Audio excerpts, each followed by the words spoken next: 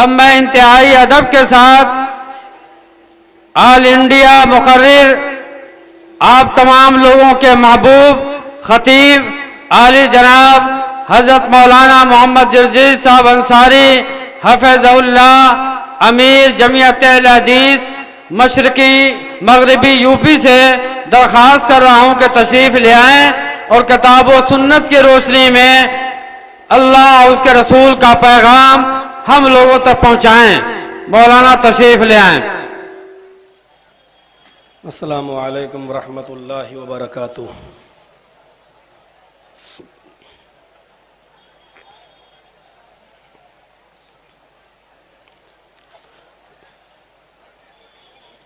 الحمدللہ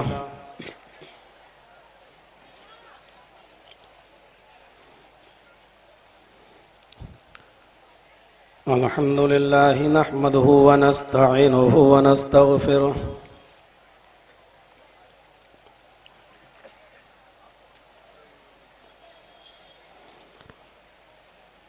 ونعوذ باللہ من شرور انفسنا ومن سیئات اعمالنا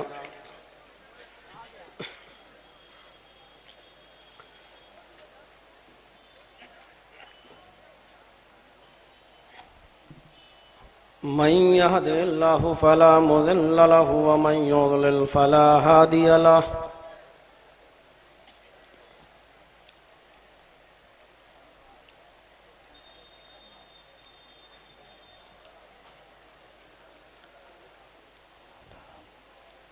وأشهد أن لا إله إلا الله وحده لا شريك له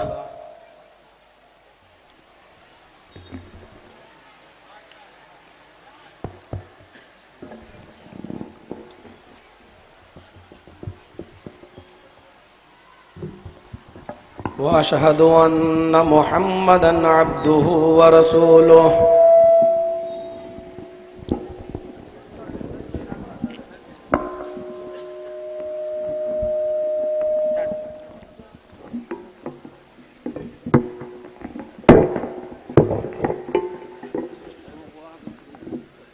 أما بعد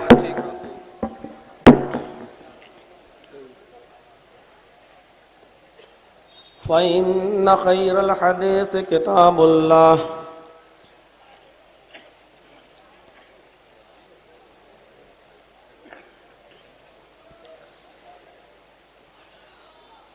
وخير الهدي هدي محمد صلى الله عليه وسلم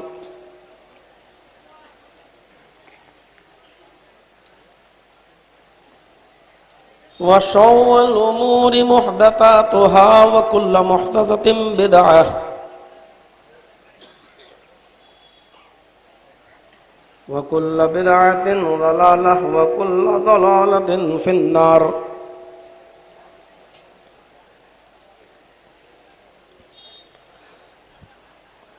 أعوذ بالله من الشيطان الرجيم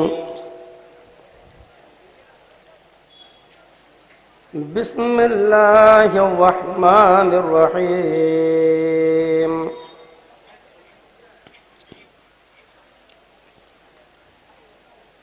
وشاورهم في الأمر فإذا عزمت فتوكل على الله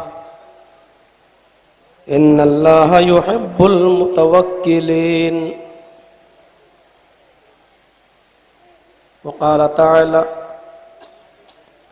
ومن يتق الله يجعل له مخرجا ويرزقه من حيث لا يحتسب ومن يتوكل على الله فهو حسبه رب اشرح لي صدري ويسر لي أمري واحلل عقدة من لساني يفقهوا قولي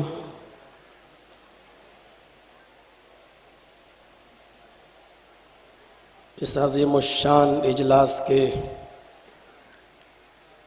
عظیم صدر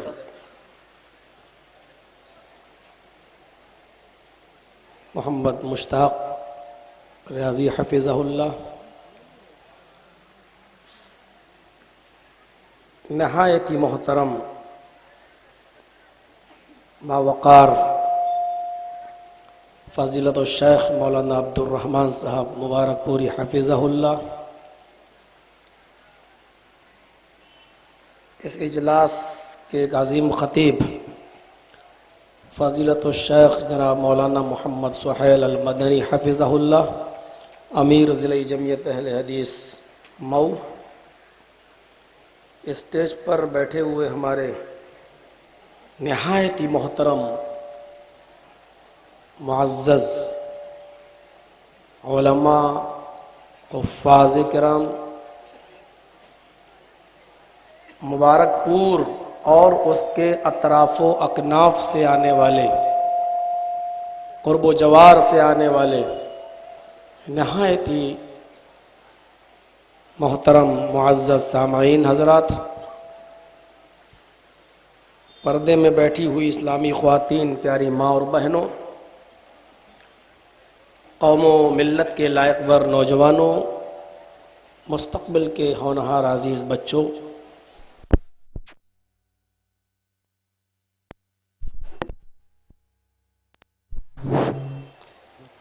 एक लंबी मुद्दत के बाद और एक बड़े अरसे के बाद आपकी इस बस्ती में तशरीफ़ लाने का मौका मिल रहा है और आपकी मोहब्बत और शफ़क़त देखकर दिल में एक अजीब कैफियत होती है।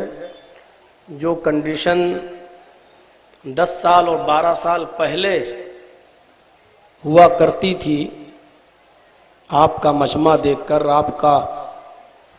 आपकी भीड़ देखकर, उसमें दो चंद इजाफा ही होता हुआ नज़र आता है और कमी नज़र नहीं आती। इससे इस बात का अंदाज़ा होता है मुझे कि वाकई आप दीन से, इस्लाम से, शरीयत से, किताब व सुन्नत से मोहब्बत करते हैं। अल्लाह ताला से हमारी दुआ है कि इलाहुल आलमीन जो बातें कही जाती हैं कहने वालों को और सुनने वालों को उस पर अमल की पूरी पूरी तौफीक अता फरमा। इस वक्त हमारे मुल्क के जो हालात हैं, हर हैसियत से वो इस बात की तरफ इशारा करते हैं कि हम, ख़ास तौर पर हम मुसलमानों को, ख्वाह वो किसी भी मकतबे फ़िक्र से ताल्लुक़ रखते हों और किसी भी मसलक से ताल्लुक़ रखते हों, इन हालात के पेश नज़र इत्तेफाक और इत्तेहाद के एक प्लेटफार्म पर जमा होने की निहायत ही अहम ज़रूरत है। वक्त के हालात जो करवट ले रहे हैं, वक्त जो करवट ले रहा है, हिंदुस्तान के हालात जो करवट ले रहे हैं, उसकी सूरत हाल यही है। मैं जानता हूं हमारे और आपके दरमियान बहुत से फरोई इख्तिलाफात हैं, लेकिन इन इख्तिलाफात को बजाय सियासी स्टेजों पर लाने के और बजाय इसके कि घर से बाहर निकालने के, हम इनको आपस ही में बैठकर हल करें और बहुत ही प्यार और मोहब्बत के साथ सुलझाएं। लेकिन जहां तक मैसेज देने और पैगाम देने की बात है, तो हम तमाम लोगों को इस बात का पैगाम दें, सबको, हर तरफ, कि हम लोगों के इख्तिलाफात अपनी जगह पर हैं, लेकिन इस्लाम के नाम पर, कुरान के नाम पर, दीन के नाम पर हम बटे हुए नहीं हैं, हम सब एक हैं। तलाक़ सलासा का मसला सुप्रीम कोर्ट के अंदर फिर बहस के बाद उस मसले के बारे में फिर जवाब आ जाना। अगरचे सुप्रीम कोर्ट का फैसला हम अहले हदीसों के हक में था, لیکن کبھی ہم نے خوشی کا مظاہرہ نہیں کیا، بلکہ ہمیشہ ہم مسلم پرسنل لا بورڈ کے غم میں برابر کے شریک رہے۔ ہم نے اس کو اس نظر سے نہیں دیکھا کہ یہ جماعت اہل حدیث کی جیت ہے، بلکہ ہم نے اس کو اس نظر سے دیکھا کہ اس وقت غیر مسلم دنیا اپنی جیت کا جشن منا رہی ہے، اور وہ یہ سوچ رہی ہے کہ ہم ایک بہت بڑے معاملے میں فتح یاب ہو گئے ہیں اور کامیاب اور کامران ہو گئے ہیں۔ اور مجھے اس کے خطرناک عزائم کا پتہ ہے کہ ابھی طلاق ثلاثہ کے مسئلے کو سپریم کورٹ تک پہنچایا اور وہاں سے فیصلہ لیا گیا، کل حلالے کا مسئلہ بھی جائے گا، پرسوں 4 نکاح اور 4 بیویوں کے رکھنے کا مسئلہ بھی جائے گا، اس کے بعد پھر 2 سے زیادہ بچے پیدا نہیں ہونا چاہیے، یہ مسئلے بھی کورٹ میں جائیں گے۔ یہ پہلی سیڑھی تھی، اور اس سیڑھی کو چڑھ کر، اس سیڑھی پر پہنچ کر ایک تیر چلا کر یہ آزمانے کی کوشش کی گئی تھی کہ اس تیر سے ہم کتنے کامیاب ہوتے ہیں اور ہمیں مسلمانوں کے درمیان کتنی اجتماعیت اور اتفاق اور اتحاد یا ان کے درمیان انتشار اور اختلاف دیکھنے کو ملتا ہے۔ اور میں سمجھتا ہوں کہ اس کا ایک میسج شاید ان لوگوں تک پہنچ بھی گیا۔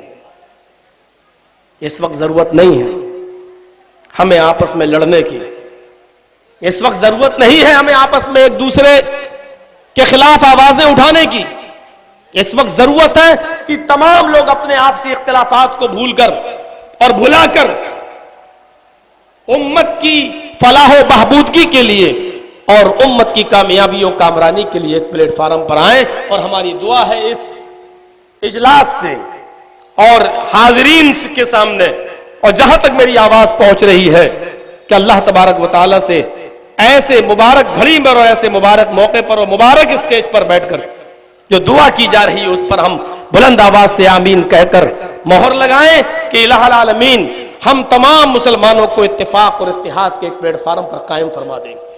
ہمیں آپسی اختلافات کو بھلانے کی اور اس کو بالائے طاق رکھنے کی اور اس کو اپنے گھر میں بیٹھ کر ان مسائل کو سلجھانے کی ہمیں توفیق عطا فرما، اور کتاب و سنت کی بنیاد پر ہم تمام مسلمانوں کو متفق اور متحد فرما دیں۔ میرے بھائیوں، میں نے جو آیت پڑھی ہے قرآن کریم کی، اسی تعلق سے مجھے کچھ باتیں آپ کے سامنے رکھنی ہیں، اور میں جو چیز بولنا چاہتا ہوں آج ان حالات کو پیش نظر رکھتے ہوئے وہ ہے توکل علی اللہ۔ کیا ہے؟ ہمیں ہر حال میں اللہ پر بھروسہ رکھنا ہے، لیکن بھروسے کا اور توکل کا معنی کیا ہے؟ توکل ہم کب کریں، کیسے کریں، کن حالات میں کریں، اور توکل کیا ہے؟ ہم کوئی بھی قدم اٹھا بس اللہ مالک اور چل دیں، انتہائی گری ہوئی اور بے وقوفی کی بات ہوگی۔ اسٹیشن پر مجھے کچھ لوگوں نے ریسیو کیا، میں آج کی بات نہیں بتا رہا ہوں، اسٹیشن پر مجھے کچھ لوگوں نے ریسیو کیا، اور وہاں سے جلسہ کوئی تقریباً 20 کلومیٹر کی دوری پر اپنی 4 ویلر میں مجھے بٹھایا اور لے کر چلے۔ اب جب گاڑی میں بیٹھے تو میں نے ان سے کہا کہ آج کل چیکنگ بہت ہو رہی ہے، چوراہوں پر پولیس لگی ہوئی ہے، آپ کے پاس ڈرائیورنگ لائسنس ہے، گاڑی کے کاغذ پکے ہیں۔ جو نوجوان مجھے ریسیو کرنے آیا اور جس نے مجھے گاڑی پہ بٹھایا اور جو گاڑی کو ڈرائیو کر رہا تھا، اس نے کہا مولانا صاحب آپ گاڑی میں بیٹھیے۔ میں نے کہا ڈرائیورنگ لائسنس ہے؟ اس نے کہا نہیں۔ میں نے کہا اس گاڑی کے کاغذ ہیں؟ بولا نہیں۔ میں نے کہا پھر چیکنگ ہو گئی تو؟ کہتا کیسے مولانا ہے، آپ کو اللہ پر بھروسہ نہیں؟ بیٹھیے، کچھ نہیں ہوگا انشاءاللہ، مجھے اللہ پہ بھروسہ ہے۔ میں نے کہا روکو، گاڑی روکو۔ بولا کیوں؟ میں اترا، میں نے کہا پیٹرول پھینک اس کا، گاڑی کا پیٹرول ڈیزل نکال، خالی کر دے اس کے ٹینک کو۔ بولا کیوں؟ میں نے کہا بغیر پیٹرول کی چلا، مجھے اللہ پہ بھروسہ پہنچے گی انشاءاللہ۔ منزل تک پہنچنے کے لیے پیٹرول کا انتظام ہے تمہارے پاس، کبھی بغیر پیٹرول والی گاڑی پر آپ نے نہیں بٹھایا کسی مولانا کو، اور پھر آپ نے نہیں کہا کہ چلیے چلتے ہیں، ارے پیٹرول نہیں، ارے اللہ پہ بھروسہ ہے انشاءاللہ پہنچ جائیں گے۔ اب مجھے یہ سڑکوں پر چائے کی ہوٹلوں پر بیٹھنے والے لوگ بتائیں گے کہ توکل کیا ہے۔ گاڑی پہ بیٹھیے، لائسنس نہیں تو کہ اللہ پہ بھروسہ ہے، یہ کون سے بھروسے کی قسم ہے اور کون سی توکل کی قسم ہے، یہ میری سمجھ میں نہیں آتی۔ اور تعجب تو تب ہوتا ہے جب کوئی آدمی یہ کہے آپ کیسے مولانا ہیں، آپ کو اللہ پر بھروسہ نہیں؟ یعنی کتنا بڑا اللہ والا نظر آتا ہے اور اس کو کتنا بڑا بھروسہ ہے اللہ کی ذات پر۔ یہ انتہائی بے وقوفی کا کام ہے۔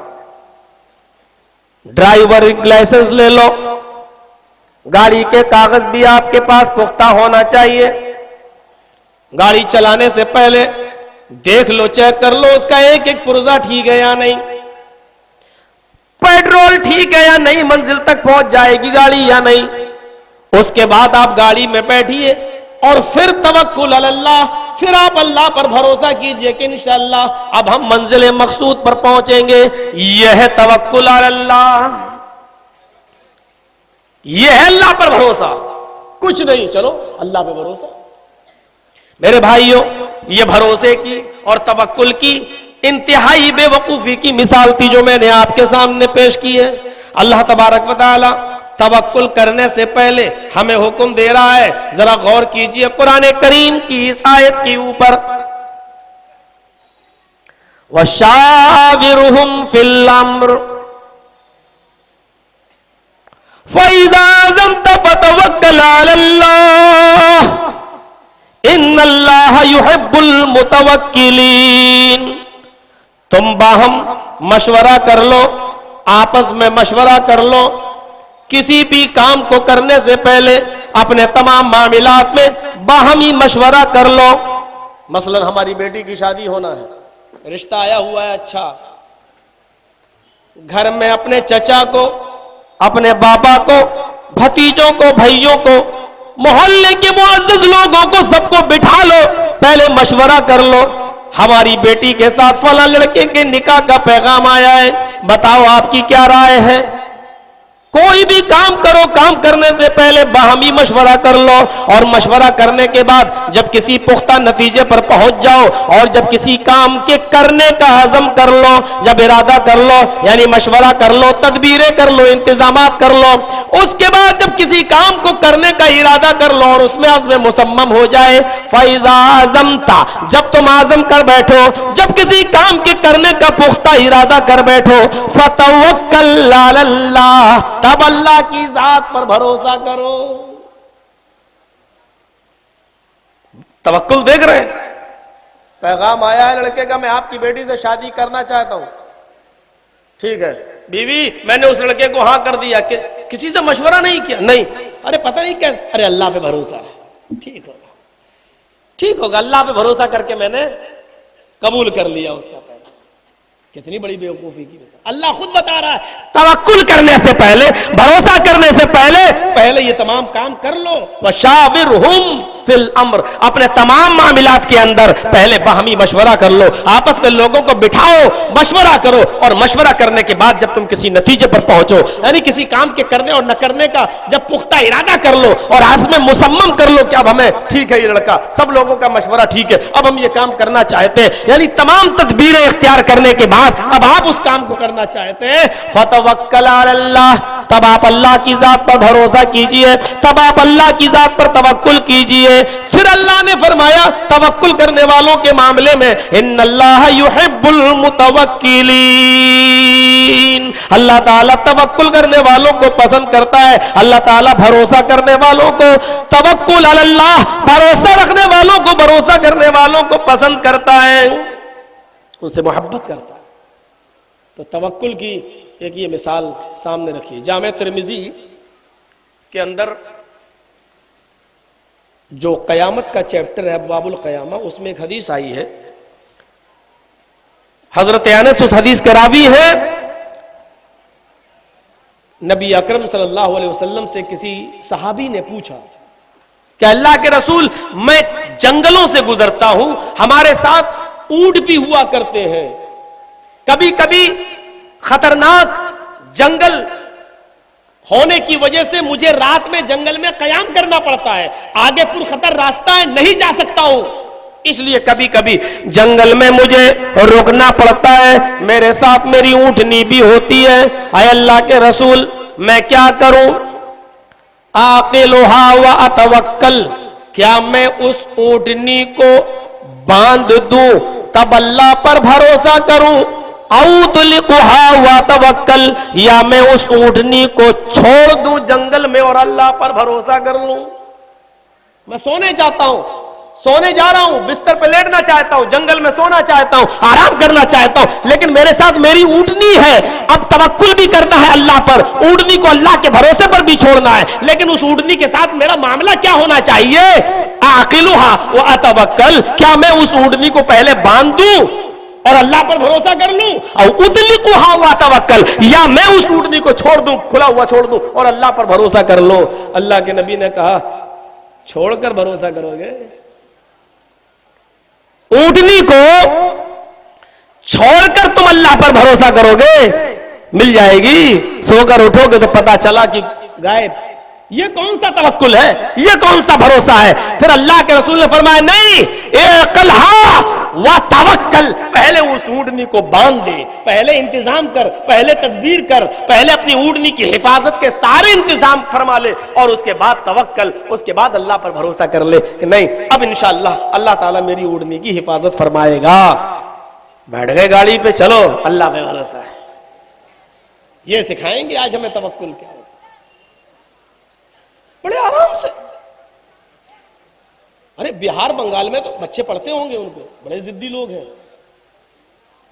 مولانا صاحب ارے میں کہہ رہا ہوں جون کا مہینہ مت لو پروگرام، بارش، ارے نہیں اللہ پہ بھروسہ ہے، دے دیجئے دے دیجئے۔ مولانا صاحب مئی خالی نہیں ہے آپ کا، جون ہی دے دیجئے۔ ارے بارش ہو سکتی، ارے نہیں اللہ پہ بھروسہ ہے انشاءاللہ نہیں۔ ارے تدبیر بھی تو دیکھو، جب آپ کو معلوم ہے کہ جون کے مہینے میں بارش ہے، بارش تو آج بھی ہو سکتی تھی، بارش تو کل بھی، لیکن جب آپ کو یہ معلوم ہے کنفرم ہے کہ جون میں اکثر ہوتی ہے، اور جن دنوں میں آپ لے رہے ہیں وہ اکثر مہینہ بارش کا ہے، تو یا تو آپ کے پاس واٹر پروف پنڈال ہونا چاہیے، یا کوئی ہال ہونا چاہیے، یا کوئی بڑا آپ کے پاس گراؤنڈ ایسا ہو جس پر پانی نہ آئے۔ یہ سارے انتظامات نہیں، روڈ پہ کر رہے ہیں، 80,000 کا مجمع ہونا ہے، پنڈال آپ کے پاس واٹر پروف نہیں ہے، بس اللہ پہ بھروسہ، اور جون کا مہینہ ہے۔ میرے بھائیو ذرا توکل، بھروسے کی یہ کون سی جاہلانہ مثالیں آپ پیش کر رہے ہیں کہ مجھے اللہ پہ بھروسہ ہے۔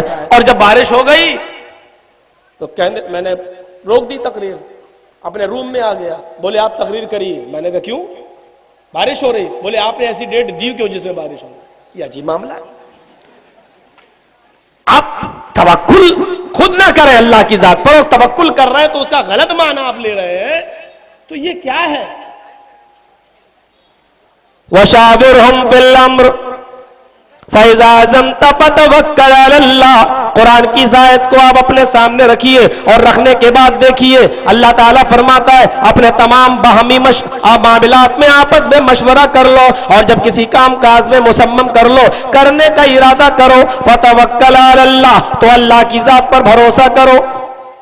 اللہ تعالیٰ بھروسہ کرنے والوں کو پسند کرتا ہے، ان سے محبت کرتا ہے۔ آئیے قرآن کی ذرا ایک دوسری آیت میں پیش کر رہا ہوں، ابھی قرآن کی آیت اور اس کے بعد میں پھر حدیث اور واقعات۔ کچھ واقعات تو ایسے ہیں کہ جب سنیں گے تو آنکھوں سے آنسو بھی آ جائیں۔ میرے بھائیوں ذرا تصور کیجئے واقعات پر۔ قرآن کی دوسری آیت،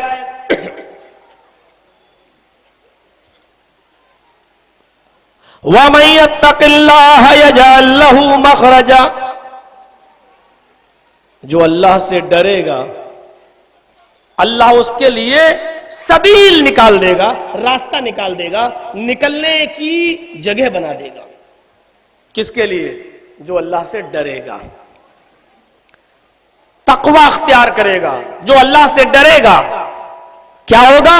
اللہ اس کے لیے نکلنے کا راستہ بنا دے گا۔ اور آگے والے جملے دیکھیے گا، وَيَرْزُقُهُ مِنْ حَيْثُ لَا يَحْتَسِبُ، اور ایسی جگہ سے اس کو رزق دے گا، ایسی جگہ سے اس کو روزی دے گا، من حیث لا یحتسب، جہاں بندے کا وہم و گمان بھی نہیں پہنچا ہوگا، اس نے سوچا بھی نہیں ہوگا مجھے یہاں سے روزی مل جائے گی۔ اور آگے والا ٹکڑا وَمَن يَتَوَكَّلُ عَلَى اللَّهِ فَهُوَ حَسْبُهُ، اور جو اللہ پر بھروسہ کر لے، جو اللہ پر توکل کر لے، اللہ اس کے لیے حسب کافی ہو جاتا ہے، اللہ اس کے لیے بس ہے، بس یعنی اس کے لیے اللہ ہی بس ہے، اللہ کافی ہے۔ لیکن اس کے لیے پہلے اللہ نے یہ نہیں کہا ڈائریکٹ مجھ پہ بھروسہ کرو، پہلے کا تقوی اختیار کرو، پہلے کا تقوی، اور تقوی کے بعد اس کا فائدہ بتایا۔ تقوی اختیار کرو گے تو نکلنے کا راستہ بنائے گا، اللہ تمہارے لیے نکلنے کی سبیل بنا دے گا، اور ایسی جگہ سے روزی دے گا، یعنی روزی اور روٹی کا، رزق حلال کا تعلق تقوی سے بہت زیادہ ہے۔ جو متقی اور پرہیزگار ہوگا اس کو غیب سے مدد ملے گی، اس کی روزی روٹی میں غیب سے برکت ہوگی۔ میرے بھائیو، جی ایس ٹی لاگو ہونے کے بعد کتنے لوگ پریشان ہیں، کتنے لوگ پریشان ہیں۔ ٹرینوں میں سفر کرو تو بہت پتا چلتا ہے، وہ لوگ بھی پریشان ہیں جنہوں نے بورڈ میں مہر لگائی ہے، کمل کا پھول کھلایا ہے، وہ بھی پریشان ہیں، لیکن دبے منہ سے کچھ بول نہیں پا رہے ہیں، کہہ نہیں پا رہے ہیں۔ غلطی کا احساس انہیں بھی ہے، لیکن تصور کیجئے اللہ نے رزق کے لیے کیا راستہ بنایا، بتایا کہ تقوی اختیار کرو، جو ڈرے گا اللہ سے اللہ اس کے لیے نکلنے کا راستہ بنا دے گا، اور کیا کہا وَيَرْزُقُ مِنْ حَيْثُ لَا يَحْتَسِبُ، اور ایسی جگہ سے روزی دے گا جہاں سے بندے کا وہم و گمان بھی، جہاں پر بندے کا وہم و گمان بھی نہیں پہنچا ہوگا، اس نے سوچا بھی نہیں ہوگا۔ اور اس کے بعد اللہ نے کہا وَمَن يَتَوَكَّلُ عَلَى اللَّهِ فَهُوَ حَسْبُهُ، جو اللہ پر توکل کرے گا، جو اللہ پر بھروسہ کرے گا، اللہ اس کے لیے کافی ہے، اللہ اس کے لیے بس ہے۔ میرے بھائیوں ذرا دیکھیے گا، تقوی اور توکل کی جیتی جاگتی ایک مثال، حضرت علی رضی اللہ تعالیٰ عنہ کے پاس ایک فقیر آتا ہے، ایک غریب انسان آتا ہے، ایک سائل آتا ہے اور کہتا ہے شیئا للہ، اللہ کے نام پر مجھے کچھ مرحمت فرما دیجیے۔ حضرت علی نے اپنے بیٹے حسن سے کہا بیٹے دیکھو تمہارے نانا کا حکم ہے جب اللہ کے نام پر کوئی مانگے اور سوال کرے تو اس کو گھر سے خالی ہاتھ مت جانے دو۔ آئے میرے بیٹے اپنی ماں سے جا کر کہو، فاطمہ سے جا کر کہو کہ کچھ گھر میں ہو تو دے دے۔ حضرت فاطمہ نے جواب بھیجا کہ گھر میں کھانے پینے کی تو کوئی چیز نہیں ہے، البتہ 6 درہم رکھے ہوئے ہیں۔ حضرت علی نے حسن سے کہا جاؤ ان 6 درہم کو لے کر آ جاؤ۔ حضرت حسن جب 6 درہم لے کر آئے، ماں نے فاطمہ نے یہ بھی فرما دیا تھا ابو سے کہہ دینا، علی سے کہہ دینا ان 6 درہم کے علاوہ گھر میں کچھ نہیں ہے، شام کو کھانا بھی بننا ہے، روٹی بھی بننا ہے، ہاں اور بھی بہت سے ضروری کام ہوا کرتے گھر میں، وہ تمام کام باقی ہے، اور ان 6 درہموں کے علاوہ گھر میں کچھ بھی نہیں ہے۔ حضرت حسن نے یہ 6 درہم حضرت علی کے ہاتھ میں دیے، فرمایا ابو امی نے ایسا ایسا کہا ہے، ان 6 درہم کے علاوہ کچھ بھی نہیں ہے۔ فرمایا ان 6 درہموں پر تمہاری ماں اتنا بھروسہ کر رہی ہے، اور جو سب کچھ دینے والی ذات ہے اللہ کی، اس کے اوپر تمہاری ماں کو کیوں بھروسہ نہیں ہو رہا ہے؟ میرے بیٹے اپنی ماں سے کہو اللہ پر توکل رکھے، اللہ پر بھروسہ رکھے، اور ان 6 درہموں کو اٹھایا اور اسی غریب کو، اسی فقیر کو، اسی مسکین کو دے دیا۔ وہ لے کر دعا دیتا ہوا چلا گیا۔ اب حضرت علی کے سامنے پورا دن پڑا ہے، رات ہے، شام کا کھانا ہے، گھر میں اور بھی ضرورتیں، اب ہاتھ پہ ہاتھ دھرے نہیں بیٹھ رہے۔ اے اللہ میں نے تیری راہ میں دے دیا، میں نے نچھاور کر دیا، اب میں نہیں جانتا شام کو کھانا کہاں سے بنے گا۔ اے اللہ میں تو تجھ پر بھروسہ رکھتا ہوں، لا نہیں مجھے کھانا دے، نہیں آ جائے گا، اللہ پہ بھروسہ ہے، نہیں۔ اب حضرت علی مقصد کے لیے نکل جاتے ہیں، شام کی روزی روٹی کہاں سے آئے گی، کھانا کہاں سے، چلو کچھ محنت کریں۔ وہ نکل جاتے ہیں، ایک یہودی کو دیکھتے ہیں کہ ایک یہودی اپنا اونٹ بیچ رہا ہے، اور حضرت علی اس اونٹ کی قیمت لگانے لگے۔ اس نے کہا اے علی نقد لیتے ہو؟ اگر نقد پیسہ دیتے ہو تو 120 درہم، اور اگر پیسہ 2-4 دن کے بعد دیتے ہو تو 140 درہم۔ اب بتائیے، حضرت علی نے کہا نقد تو میرے پاس دینے کو ہے نہیں، میں تو 4-5 دن کے بعد ہی تمہیں لوٹا پاؤں گا۔ اس نے 140 درہم میں وہ اونٹ بیچ دیا۔ حضرت علی نے 140 درہم کا وہ اونٹ لے لیا۔ 140 درہم میں وہ اونٹ حضرت علی رضی اللہ تعالیٰ عنہ نے خرید لیا، اور 5 دن کا اس سے ٹائم لے لیا۔ 5 دن کا ٹائم، 5 دن کا وقت جب حضرت علی رضی اللہ تعالیٰ عنہ نے اس سے لے لیا کہ 5 دن کے بعد ہم آپ کی قیمت آپ کو دے دیں گے، جب تک یہ اونٹ بکے گا نہیں ہمیں پروفٹ نہیں ہوگی، ہم کہاں سے؟ اونٹ لے لیا اور 5 دن کا وقت دے دیا۔ وہ یہودی چلا گیا، اب حضرت علی اس اونٹ کو لے کر اونٹ کی منڈی میں بازار میں آ جاتے ہیں اور اونٹ کو بیچنا شروع کر دیتے ہیں. اس اونٹ کی خوبصورتی اور اس کی صحت و تندرستی دیکھ کر ہر آدمی اس اونٹ کو خریدنے کے لیے تیار ہو گیا, لیکن اس کی نیلامی لگنے لگی. جو سب سے زیادہ قیمت لگائے گا یہ اونٹ اسی کو دے دیا جائے گا. 100 دینار 100 درہم سے شروع ہوتا ہے اور لگتے لگتے لگتے لگتے سب سے آخری بولی 200 درہم کی لگتی ہے. حضرت علی نے اسی دن جو سب سے لاسٹ والی بولی تھی 200 درہم, 200 درہم میں اونٹ کو بیچ دیا. 200 درہم میں اونٹ فروخت کر دیا, دے دیا. اور 200 درہم لے کر یہودی کے پاس گئے. 5 دن کا وقت تھا, چلو پہلے ہم اور کام کر لیں, 5 دن کا ٹائم ہے, بعد میں. یہ نہیں تھا ان کے یہاں. ہمارے یہاں یہ ہے کہ چلو جیسے ہی پیسہ ہمیں ملے گا ہم آپ کو دے دیں گے, آپ کے ہم قرض دار ہم دے دیں گے, اور ہم نے آپ کو 15 دن کا ٹائم دے دیا, آپ کے پاس 10 ہی دن میں انتظام ہو گیا. ارے ابھی تو 5 دن کی اور مہلت ہے, چلو ابھی ہم اور مال لے لیتے ہیں. پھر یہ وہ ان کے ہاں نہیں تھا یہ سب سسٹم. آج ہی بکا تو 5 دن ہم کیوں انتظار کریں, ہم آج ہی کیوں نہیں اس کی قیمت دے دیں. حضرت علی اس یہودی کے گھر جاتے ہیں اور اس کو 140 درہم دے دیتے ہیں. اس نے کہا علی آپ نے تو 5 دن کا وعدہ لیا تھا, میں نے تو 5 دن ابھی ہونے بھی نہیں پائے. البدایہ والنہایہ میں حافظ ابن کثیر جیسی شخصیت لکھتی ہے حضرت علی نے اس کو 140 درہم دے دیے. اب بچے 60 درہم, 200 میں سے 140 دے دیے, اب بچے 60 درہم. ان 60 درہموں کو لے کر حضرت علی جب گھر جاتے ہیں اور کہتے ہیں فاطمہ کہاں ہے. فاطمہ نکل کے آئی, اے علی میں یہاں ہوں, لیجئے 60 درہم. 60 درہم فاطمہ کے ہاتھ میں دے دیے. البدایہ والنہایہ میں حافظ ابن کثیر نے لکھا ہے حضرت علی نے وہ 60 درہم فاطمہ کے ہاتھ میں دے دیے. حضرت علی کا وہ 60 درہم فاطمہ کو دینا اس بات کی طرف اشارہ کر رہا ہے اگر عورت سمجھدار ہے اور گرہستی اچھی طرح چلاتی ہے تو شوہر اپنے دن بھر کی کمائی, مہینے بھر کی کمائی, سال بھر کی کمائی اپنی بیوی کو سونپ سکتا ہے, اور بیوی گھر کے مزاج کو جان کر اچھی طریقے سے گرہستی چلا سکتی ہے. جرجی صاحب یہ بیان مت کرو, اگر یہ بیان کر دیا تو آج ہی ہمارے گھر کی عورتیں ہم سے کہیں گی دیکھا نہیں مولانا حضرت علی پوری کمائی فاطمہ کو دیتے تھے, تم تو فیئر اینڈ لولی کے لیے بھی نہیں دیتے ہو, تم تو پاؤنڈز کے لیے بھی نہیں دیتے ہو, تم تو چوڑیوں کے لیے بھی نہیں دیتے ہو. آج ہی سوال ہونے لگیں گے. اس لیے میں نے ایک بات کہی ہے, اگر آپ کو اعتماد ہے اور آپ کی بیوی اس سے آپ کو تجربہ ہے کہ وہ گرہستی کے چلانے میں بہت اچھی ہے اور وہ پیسہ برباد نہیں ہونے دیتی ہے تو آپ اعتماد کر سکتے ہیں اور اس کو دیجئے. حضرت علی نے جب 60 درہم حضرت فاطمہ کو دیے تو فاطمہ نے کہا تھا اے علی آپ تو 6 درہم لے کر نکلے تھے, یہ 60 کہاں سے آ گئے اتنی جلدی. فرمایا اے فاطمہ کیا تم نے قرآن نہیں پڑھا؟ اللہ تعالیٰ فرماتا ہے وَمَن يَتَّقِ اللَّهَ يَجْعَل لَّهُ مَخْرَجًا وَيَرْزُقْهُ مِنْ حَيْثُ لَا يَحْتَسِبُ. جو اللہ سے ڈرے گا اللہ اس کے لیے نکلنے کا راستہ بنا دے گا اور اس کو ایسی جگہ سے رزق دے گا جہاں سے بندے کو وہم و گمان بھی نہیں ہوگا, اس نے سوچا اور تصور بھی نہیں کیا ہوگا.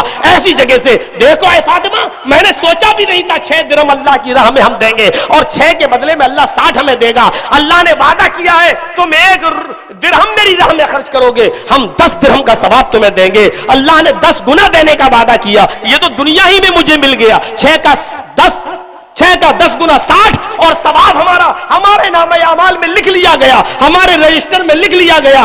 آخرت میں وہ ثواب ہمارا باقی ہے. تو میری بیوی فاطمہ ہم نے اللہ پر توکل کیا اور بھروسہ کیا اور ہم نے محنت کی اور اللہ نے ہمیں یہ نتیجہ یہ دیا. اے فاطمہ تمہیں معلوم ہوگا اللہ نے یہ بھی کہا وَمَن يَتَوَكَّلْ عَلَى اللَّهِ فَهُوَ حَسْبُهُ, جو اللہ پر توکل کر لے اللہ اس کے لیے کافی ہے. تو اس سے یہ بھی پتا چلا تقوی اور توکل دونوں کو اس آیت میں پیش کرنے کا مقصد بھی یہی ہے کہ تقوی جہاں ہوگا وہاں توکل ہوگا اور جہاں توکل ہوگا وہاں تقوی ہوگا. تقوی ہے توکل نہیں تو بیکار, توکل ہے تقوی نہیں تو بیکار. تقوی اور توکل یہ دونوں لازم اور ملزوم ہیں, بالکل ویسے ہی جیسے موبائل کے لیے سم کارڈ لازم ہے اور سم کے لیے موبائل لازم ہے. آپ کے پاس 50,000 روپے کا موبائل ہے اور اینڈرائڈ موبائل ہے, ایپل کا موبائل ہے, قیمت اس کی 50,000 ہے لیکن وہ بیکار ہے اگر اس میں 10 روپے کی سم نہیں پڑی ہے. 10 रुपए की सिम नहीं पड़ी है तो वो बेकार है। और आपकी सिम में 1 लाख रुपए का भी बैलेंस पड़ा हो, लेकिन अगर वो आपके हाथ में है, उस सिम के लिए बात करने के लिए कोई मोबाइल नहीं है, तो वो 1 लाख रुपया भी आपका बैलेंस जो सिम में पड़ा बेकार है, क्योंकि सिम को मोबाइल चाहिए और मोबाइल को सिम चाहिए। मेरे भाइयों, हमारे पास अगर तकवा है, तवक्कुल नहीं तो बेकार, तवक्कुल है लेकिन तकवा नहीं तो बेकार। एक मोटरसाइकिल चलाने वाला वो हमसे कहे और एक बेनमाजी आदमी अपनी गाड़ी पे बिठाते वक्त 4 व्हीलर पे ये कहे, अरे लाइसेंस नहीं तो क्या हुआ, बैठो, अल्लाह पे तवक्कुल तो है, पहुंचोगे। मेरे भाइयों, तेरे पास तवक्कुल तो है लेकिन तकवा नहीं है, और इसलिए बेकार है तेरा तवक्कुल। तो तकवा और तवक्कुल बिल्कुल दोनों जरूरी है। जैसे ईमान के लिए अमले स्वाले जरूरी है और अमले स्वाले के लिए ईमान जरूरी है, इसलिए अल्लाह ताला ने दोनों को एक जगह बयान किया है, इल्लल्लज़ीना आमनू व अमिलुस सालिहात, इल्लल्लज़ीना आमनू व अमिलुस सालिहात, जो ईमान लाए और जिन्होंने अमले स्वाले किए। ईमान है, ईमान के साथ साथ अमले स्वाले, तो आपको जन्नत मिलेगी। आपके पास ईमान तो है लेकिन अमले स्वाले नहीं तो खदशा है। आपके पास अमले स्वाले तो है लेकिन ईमान नहीं, तब भी खदशा है। आप चाहे कितने अच्छे अमल करिए, चाहे कितना गरीबों को पानी पिलाइए, गर्मियों में रोक रोक कर ट्रेन बस रोक रोक कर प्यासों को पानी पिलाइए, रोक रोक कर कैंसर के मरीजों का इलाज कराइए और पैसा खर्च करिए, बहुत अच्छा काम है। आपने किसी गरीब और मजबूर आदमी के कैंसर का इलाज करा दिया, किसी मजबूर और गरीब आदमी की लड़की की शादी आपने करा दी, लेकिन आपके पास ईमान नहीं है। काम तो आप अच्छा कर रहे हैं, अमले स्वाले तो है आपके पास, लेकिन ईमान नहीं है, सब बेकार है आपका। और आपके पास ईमान है लेकिन अमले स्वाले नहीं तो भी बेकार है। मेरे प्यारे भाइयों, बस हमें बिल्कुल मोबाइल और सिम की मिसाल अपने सामने रखना चाहिए। हमारे पास तकवा तो है लेकिन तवक्कुल नहीं, बिल्कुल ऐसे समझो मोबाइल तो है लेकिन सिम नहीं। हमारे पास तकवा तो है लेकिन तवक्कुल नहीं, बिल्कुल ऐसे समझो जैसे सिम तो है लेकिन मोबाइल नहीं। जिस तरीके से महंगा सा महंगा मोबाइल सिम के बगैर नामुकम्मल है, उसी तरीके से महंगी सी महंगी सिम बगैर मोबाइल के नामुकम्मल है। इसलिए तवक्कुल और तकवा दोनों जरूरी है। हजरत अली ने तकवा अख्तियार किया और अल्लाह की राह में 6 दिरहम दिए, फिर मेहनत की और आप बाजार में गए, ऊंट खरीदा और उसको बाजार में बेचा, तदबीर भी की और इंतजाम भी किया और अल्लाह पर भरोसा भी किया। तकवा भी जरूरी था और तवक्कुल भी जरूरी था। इसलिए अल्लाह ताला ने इस आयत के अंदर तकवा और तवक्कुल दोनों को पेश करते हुए फरमाया, वमन यत्तक़िल्लाह यजअल लहू मखरजा व यरज़ुक़हु मिन हैसु ला यहतसिब वमन यतवक्कल अलल्लाहि फहुव हस्बुह। फरमाया कि जो अल्लाह से डरेगा, अल्लाह उसके लिए निकलने का रास्ता बना देगा और उसको ऐसी जगह से रिस्क देगा जहां पर बंदे का वहमो गुमान भी नहीं पहुंचा होगा। आइए कुरान की एक तीसरी आयत पर भी नजर डालते हैं। कुल अफराअयतुम मा तदऊन मिन दूनिल्लाह इन अरादनी अल्लाहु बिजुर्रिन हल हुन्न काशिफातु जुर्रिह औ अरादनी अल्लाहु बिरहमतिन हल हुन्न काशिफातु रहमतिह कुल हस्बी अल्लाह अलैहि यतवक्कलुल मुतवक्किलून। कुरान की इस आयत पर भी जरा नजर डालिए। अल्लाह ताला ने अलैहि यतवक्कलुल मुतवक्किलून को बाद में बयान किया और उससे पहले देखिए एक मिसाल पेश की और खुद जनाब मोहम्मद रसूलुल्लाह को मुखातब करके कहा, मेरे भाइयों आपकी समझ में आ जाए तो मान लेना, अल्लाह ने अपने नबी को मुखातब करके कहा, कुल ऐ नबी कह दो, ऐ नबी फरमा दो, ऐ नबी दुनिया वालों से पूछ लो, दुनिया वालों में ऐलान कर दो, इनसे आप खुद ही पूछिए, अफराई तुम, ऐ लोगों तुम्हारा क्या ख्याल है, अफराई तुम, ऐ लोगों तुम्हारा क्या गुमान है, यानी तुम क्या कहते हो किसके बारे में, ऐ लोगों तुम्हारी क्या विचारधारा है, तुम क्या सोचते हो, तुम्हारा क्या ख्याल है। मा तदऊन मिन दूनिल्लाह, उन माबूदों के बारे में जिनको तुम अल्लाह को छोड़कर पुकार रहे हो, उन माबूदों के बारे में तुम क्या कहते हो, उन माबूदों ने बातिल्लाह के बारे में तुम्हारा क्या अकीदा है جن کو تم پکار رہے ہو اللہ کو چھوڑ کر, اللہ کے علاوہ جن سے تم مدد طلب کرتے ہو اور جن سے تم حاجت روائی کی شکایت کرتے ہو, ان کے بارے میں تمہارا کیا خیال ہے؟ ان ارادنی اللہ بضر هل ہن کاشفات ضرہ, اگر اللہ مجھے کوئی نقصان پہنچانا چاہے, اللہ کے رسول نے اپنے بارے میں کہا ہے ان ارادنی اللہ بضر, اے نبی سوال کرو ان عرب کے کافروں سے پوچھو جو اللہ کو چھوڑ کر غیروں کو پکار رہے ہیں.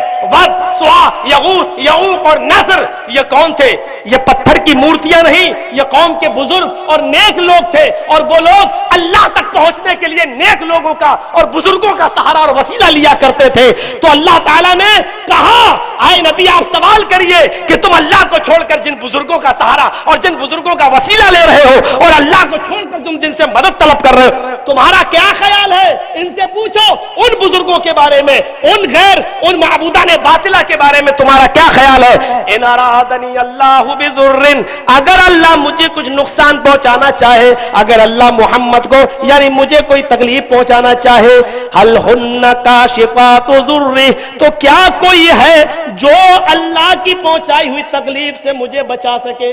ہے کوئی جو اللہ کی پہنچائی ہوئی تکلیف سے مجھے دور کر سکے؟ یعنی اگر اللہ مجھے تکلیف ہی دینا چاہتا ہے تو ہے کوئی ان معبودان باطلہ میں, ان ود, سوا, یغوث, یعوق, نصر میں اور خانہ کعبہ میں رکھی ہوئی وہ 360 مورتیاں جو در حقیقت بزرگوں کی مورتیاں تھیں, اور وہ لوگ ان کے روپک بنایا کرتے تھے, در حقیقت وہ مورتیوں کے پجاری نہیں تھے بلکہ وہ بزرگوں کے پجاری تھے. اس لیے کہا کہ کیا خیال ہے, پوچھو آپ ان سے, پوچھو اگر اللہ مجھے کوئی نقصان پہنچانا چاہے تو یہ معبودان باطلہ کیا اللہ کی طرف سے آنے والی مصیبت جو میرے اوپر آنے والی ہے تو کیا وہ روک سکتے ہیں؟ کیا وہ اس کو دور کر سکتے ہیں؟ چلیے ایک دوسرا سوال بھی کریے, او ارادنی اللہ برحمت, اگر اللہ مجھے کوئی خیر پہنچانا چاہے, اگر اللہ میرے اوپر کوئی فائدے مند چیز مجھے دینا چاہے, اگر میرے اوپر کوئی بھلائی نازل کرنا چاہے, تو پوچھو کیا یہ لوگ جن کو تم اللہ کے علاوہ پکار رہے ہو, هل ہن کاشفات رحمتی, اللہ کی طرف سے اترنے والے خیر سے مجھے روک سکتے ہیں؟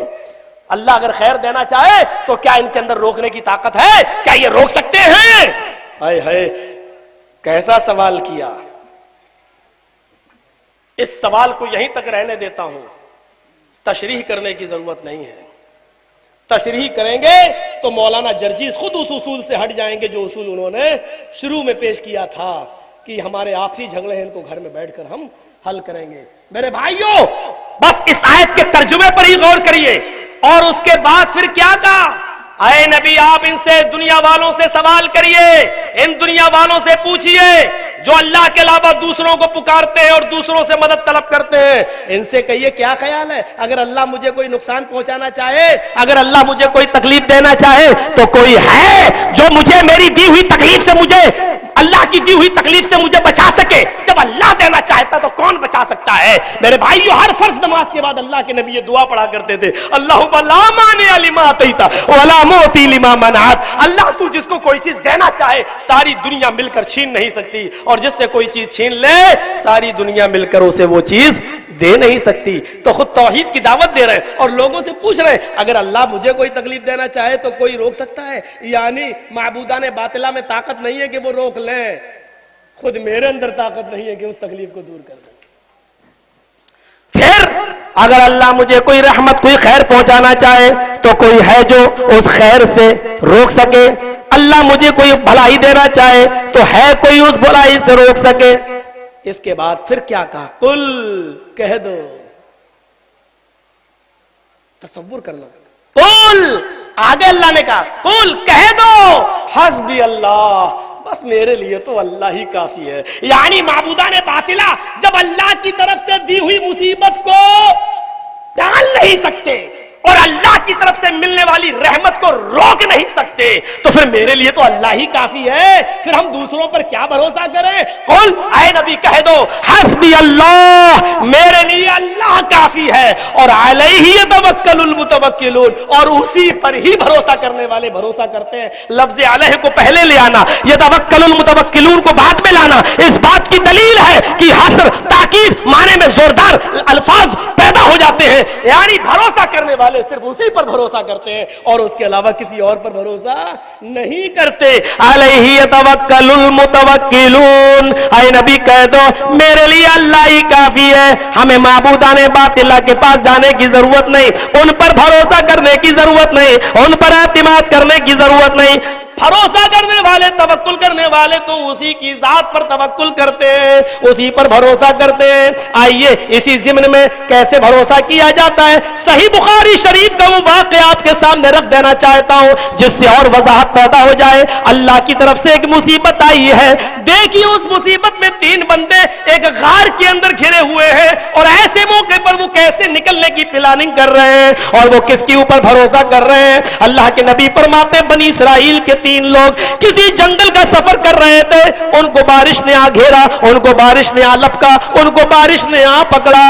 اب بارش کے وہ شکار ہو گئے, وہ ایک غار میں پہاڑ کے دامن میں چھپ گئے, ایک غار میں چلے جاتے ہیں. لیکن بارش اتنی تیز تھی کہ اس بارش کی وجہ سے ایک بہت بھاری پتھر پہاڑ کے اوپر سے لڑکتا ہوا آیا اور اس غار کے دروازے پر آ کر رک گیا. یہ لوگ اس غار کے اندر پھنس جاتے ہیں اور اندر رک گئے. باہر نکلنے کا چانس ختم. تینوں دھکے لگا رہے ہوں لیکن چٹان نہیں سرک رہی, نہیں نکل رہی. پہلے محنت, پہلے تدبیر, پہلے انتظام, لیکن چٹان سرکنے کا نام ہی نہیں لے رہی. اب کیا کریں, بڑی مصیبت ہے. اللہ کی طرف سے آئی ہوئی مصیبت اب دور کون کرے گا؟ ان ارادنی اللہ بضر هل هن کاشفات ضری. اگر اللہ مجھے کوئی تکلیف دینا چاہے تو اسے کوئی دور کر سکتا ہے؟ بتاؤ جن کو تم پکار رہے ہو اللہ کے علاوہ. ہائے ہائے, تینوں اندر گھسے ہیں. اب کیا کریں, توکل کے علاوہ کوئی اور راستہ نہیں ہے. تدبیر اختیار کر چکے, دھکے اندر رہ کے کیا کریں گے؟ کوئی کدال بھی نہیں, پھاوڑا بھی نہیں, ہتھوڑی بھی نہیں, کلاڑی بھی نہیں کہ توڑے پتھر کو تاڑ تاڑ, کچھ نہیں. کیا کریں گے؟ سر تو ماریں گے نہیں, خود پھوٹے گا. کیا کریں؟ ساری تدبیریں کر چکے نہیں تو آپس میں گفتگو کرتے اور ایک نے مشورہ دیا اپنے اپنے اعمال اپنے رب کے سامنے پیش کرو. جس نے وہ عمل صرف خالصتاً للہ کیا ہو, اللہ کے لیے کیا ہو, اور اسی عمل کو وسیلہ بناؤ. ہائے ہائے, ایک ایک چیز کیسی صاف ستھری ہے پھر بھی ہماری سمجھ میں نہیں آ رہا ہے. اپنے عمل کا وسیلہ بناؤ. وہ تینوں بھی جانتے ہیں جو غار میں پھنسے ہوئے ہیں یہاں کوئی کام نہیں آئے گا. وہ جانتے ہیں یہاں کوئی مدد نہیں ہو سکتی. اگر میرے کوئی کام آئے گا تو وہ اللہ کی ذات ہے, اللہ ہی ہے جو ہمارے کام آئے گا. ان تینوں میں مشورہ ہوتا ہے, اپنے اپنے اعمال پیش کرو اور اسی عمل کے اللہ کے سامنے رکھ کر کہو اے اللہ میں نے یہ عمل تیری رضا مندی کے لیے کیا تھا. اگر واقعی میں نے ایسا کیا اور تو اچھی طرح جانتا ہے تو اس کا دروازہ کھول دے, اس کا منہ کھول دے. بخاری شریف کی روایت ہے, ان میں سے ایک آدمی گویا ہوا ایک آدمی بولتا ہے, دعا کرتا ہے الہ العالمین. دعا کے الفاظ دیکھیے, الہ العالمین تو اچھی طریقے سے جانتا ہے, تجھے اچھی طریقے سے معلوم ہے میرے یہاں ایک مزدور مزدوری کیا کرتا تھا, ایک عامل میرے یہاں عمل کیا کرتا تھا, چند کلو دھان کے عوض میں نے اس کو رکھا تھا, تم یہ کام فنش کرو گے میں تمہیں اتنے کلو دھان دے دوں گا. اس نے پوری مزدوری نہیں کی, کوئی کام کوئی مصیبت اس پر آ گئی اور وہ بیچ میں ہی مزدوری کو پورا کیے بغیر چلا گیا. اس نے مجھ سے مزدوری مانگی, میں نے اس کو دینا چاہی لیکن اس نے اس کو کم سمجھا. کہا نہیں میری مصیبت کا ناجائز فائدہ کیوں اٹھا رہے ہو, اتنا دو. کہا جب تم نے پورا کام کیا ہی نہیں تو اتنا کیوں دوں, اتنا کام کیا اتنا ہی. وہ غصے میں چھوڑ کر چلا گیا تھا. اے اللہ تو اچھی طرح جانتا ہے میں نے اس کی جو مزدوری بنتی تھی جتنے کلو دھان، اس دھان کو میں نے ایک زمین کے اندر بو دیا، اس سے بہت زیادہ دھان پیدا ہوئے، پھر ان دھانوں کو پھر بو دیا، پھر اور زیادہ دھان پیدا ہوئے، پھر میں نے ان دھانوں کو بیچ کر گائیں خریدی، پھر ان گایوں سے بچے ہوئے، پھر ان بچوں کو بڑے ہوئے، پھر ان بچوں سے بچے ہوئے، اور گایوں کا ایک ریوڑ تیار ہو گیا۔ وہ کئی سالوں کے بعد مزدور میرے پاس آیا اور کہنے لگا دیکھو مجھ پر ظلم نہ کرو، تمہیں اللہ کے یہاں حساب و کتاب دینا ہے، اللہ کو منہ دکھانا ہے، میری جو مزدوری بنتی ہے وہ مجھے دے دو، میں آج بھی پریشان ہوں۔ میں نے اس عامل کو پہچان لیا، اور اس نے جب مجھ سے یہ بات کہی تو میں نے کہا ہاں بھائی تمہاری مزدوری میرے ذمے ہے، میرے پاس محفوظ ہے، میں کہاں منع کر رہا ہوں، یہ گایوں کا جو ریوڑ تم دیکھ رہے ہو یہ سارا کا سارا ریوڑ تمہارا ہے، تم لے جاؤ۔ اس نے کہا دیکھو اللہ کے بندے مذاق مت کرو، میں ویسے ہی پریشان ہوں اور تم مذاق کر رہے ہو، میری مزدوری چند کلو دھان بنتی ہے اور تم گایوں کا ریوڑ دینے کی بات کر کے میرا مذاق اڑا رہے ہو۔ میں نے اس سے کہا اللہ کے بندے میں مذاق نہیں اڑا رہا ہوں، تمہارے دھان کو میں نے زمین میں بویا، پیدا ہوا، پھر اس کو بویا، پھر پیدا ہوا، اس کو بیچا، گائے خریدی، گایوں سے گائے کے بچے، بچوں سے پھر گائے، اس طریقے سے پورا ایک ریوڑ یہ تمہارا ہے، لے جاؤ اللہ کی قسم یہ تمہارا ہے۔ اس نے ان گایوں کو کھولا، اپنی رسی میں باندھا اور وہ لے کر جانے لگا، اور اس نے ڈھیر ساری دعائیں دی، اے اللہ تو اچھی طریقے سے جانتا ہے میں نے ساری کی ساری گائیں اس کو دے دی، اور یہ عمل میں نے تیری رضامندی کے لیے تجھے خوش کرنے کے لیے کیا تھا تاکہ تو مجھ سے راضی ہو جا۔ اے اللہ تو اچھی طریقے سے جانتا ہے، اے میرے پروردگار راستہ کھول دے، ہم لوگ بڑی مصیبت میں، نکال دے راستہ تاکہ ہم لوگ نکل جائیں۔ بخاری شریف کے الفاظ ہیں، حدیث کے الفاظ ہیں، تھوڑی سی چٹان سرکتی ہے، غار کا دروازہ تھوڑا سا کھلتا ہے، وہ پتھر اپنی جگہ سے تھوڑا سا ہٹتا ہے، پھر نکلنے کی کوشش کر رہے تینوں لیکن نہیں نکل پا رہے۔ دروازہ کھلا ہے لیکن اتنا نہیں کہ سب نکل جائیں، اتنا نہیں کہ تینوں میں سے کوئی ایک نکلنے کا راستہ نہیں ہے، راستہ کھلا، تھوڑا سا چٹان سرکی تھوڑی سی، لیکن اتنی نہیں کہ نکل سکے۔ اب دوسرا اس کا نمبر آیا، دوسرے نے کہا اے اللہ تو اچھی طرح جانتا ہے، میرے پروردگار تجھے اچھی طریقے سے معلوم ہے، میں بھیڑوں کو بکریوں کو چرایا کرتا تھا، میں جنگل میں جاتا تھا، جنگل میں بکریوں کو چرا کر جب شام کو گھر واپس آتا تھا تو بکریوں کا دودھ دوہ کر اس کو گرم کر کے سب سے پہلے میں اپنے ماں باپ کو پلایا کرتا تھا، ماں باپ کو پلانے کے بعد پھر میں اپنے بیوی کو اور اپنے بچوں کو پلاتا تھا۔ تو اچھی طریقے سے جانتا ہے، ایک ہم کو بھی دے دو بھائی، گلا بھی صاف ہوتا رہے گا۔ گلا صاف کرنے کا مطلب یہ نہیں کہ بالکل آپ لوگ تو دوسرا معنی لے لیتے ہیں نا، تو ذرا سنیے میرے بھائیو، بڑی دلچسپ۔ اے اللہ تو اچھی طرح جانتا ہے، اچھی طریقے سے تجھے معلوم ہے کہ میں جب جنگل سے واپس آتا تھا تو بکریوں کا دودھ دو کر اپنے ماں باپ کو پلایا کرتا تھا۔ ایک دن میں جنگل میں گیا، پھر بارش نے آ پکڑا، بارش نے ہم کو لپیٹ لیا، ہم رک گئے، بارش کو بند ہونے میں بہت ٹائم لگا، اور ہم اپنی بکریوں کو جب گھر لے کر واپس ہوئے تو اس وقت میرے ماں باپ سو چکے تھے، رات کا اندھیرا تھا، ماں باپ میرے سو چکے تھے، لیکن میرے بچوں کی پیٹ کی آنتیں کل واللہ پڑ رہی تھی، میری بیوی بھوک سے نڈھال تھی۔ اے اللہ ایسے موقع پر بھی میں نے سب سے پہلے اپنی بکریوں کا دودھ دوہا اور پیالے میں لے کر میں اپنے باپ کے سرہانے کھڑا ہو گیا۔ میری بیوی مجھ سے کہتی یا تو اپنے باپ کو اٹھاؤ اور دودھ پلا دو، نہیں اٹھانا چاہتے ہو تو بچوں کا خیال رکھو، یہ بچے بھوک سے بلبلا رہے ہیں، ہم لوگ تو بھوک برداشت کر سکتے ہیں لیکن بچے کیسے؟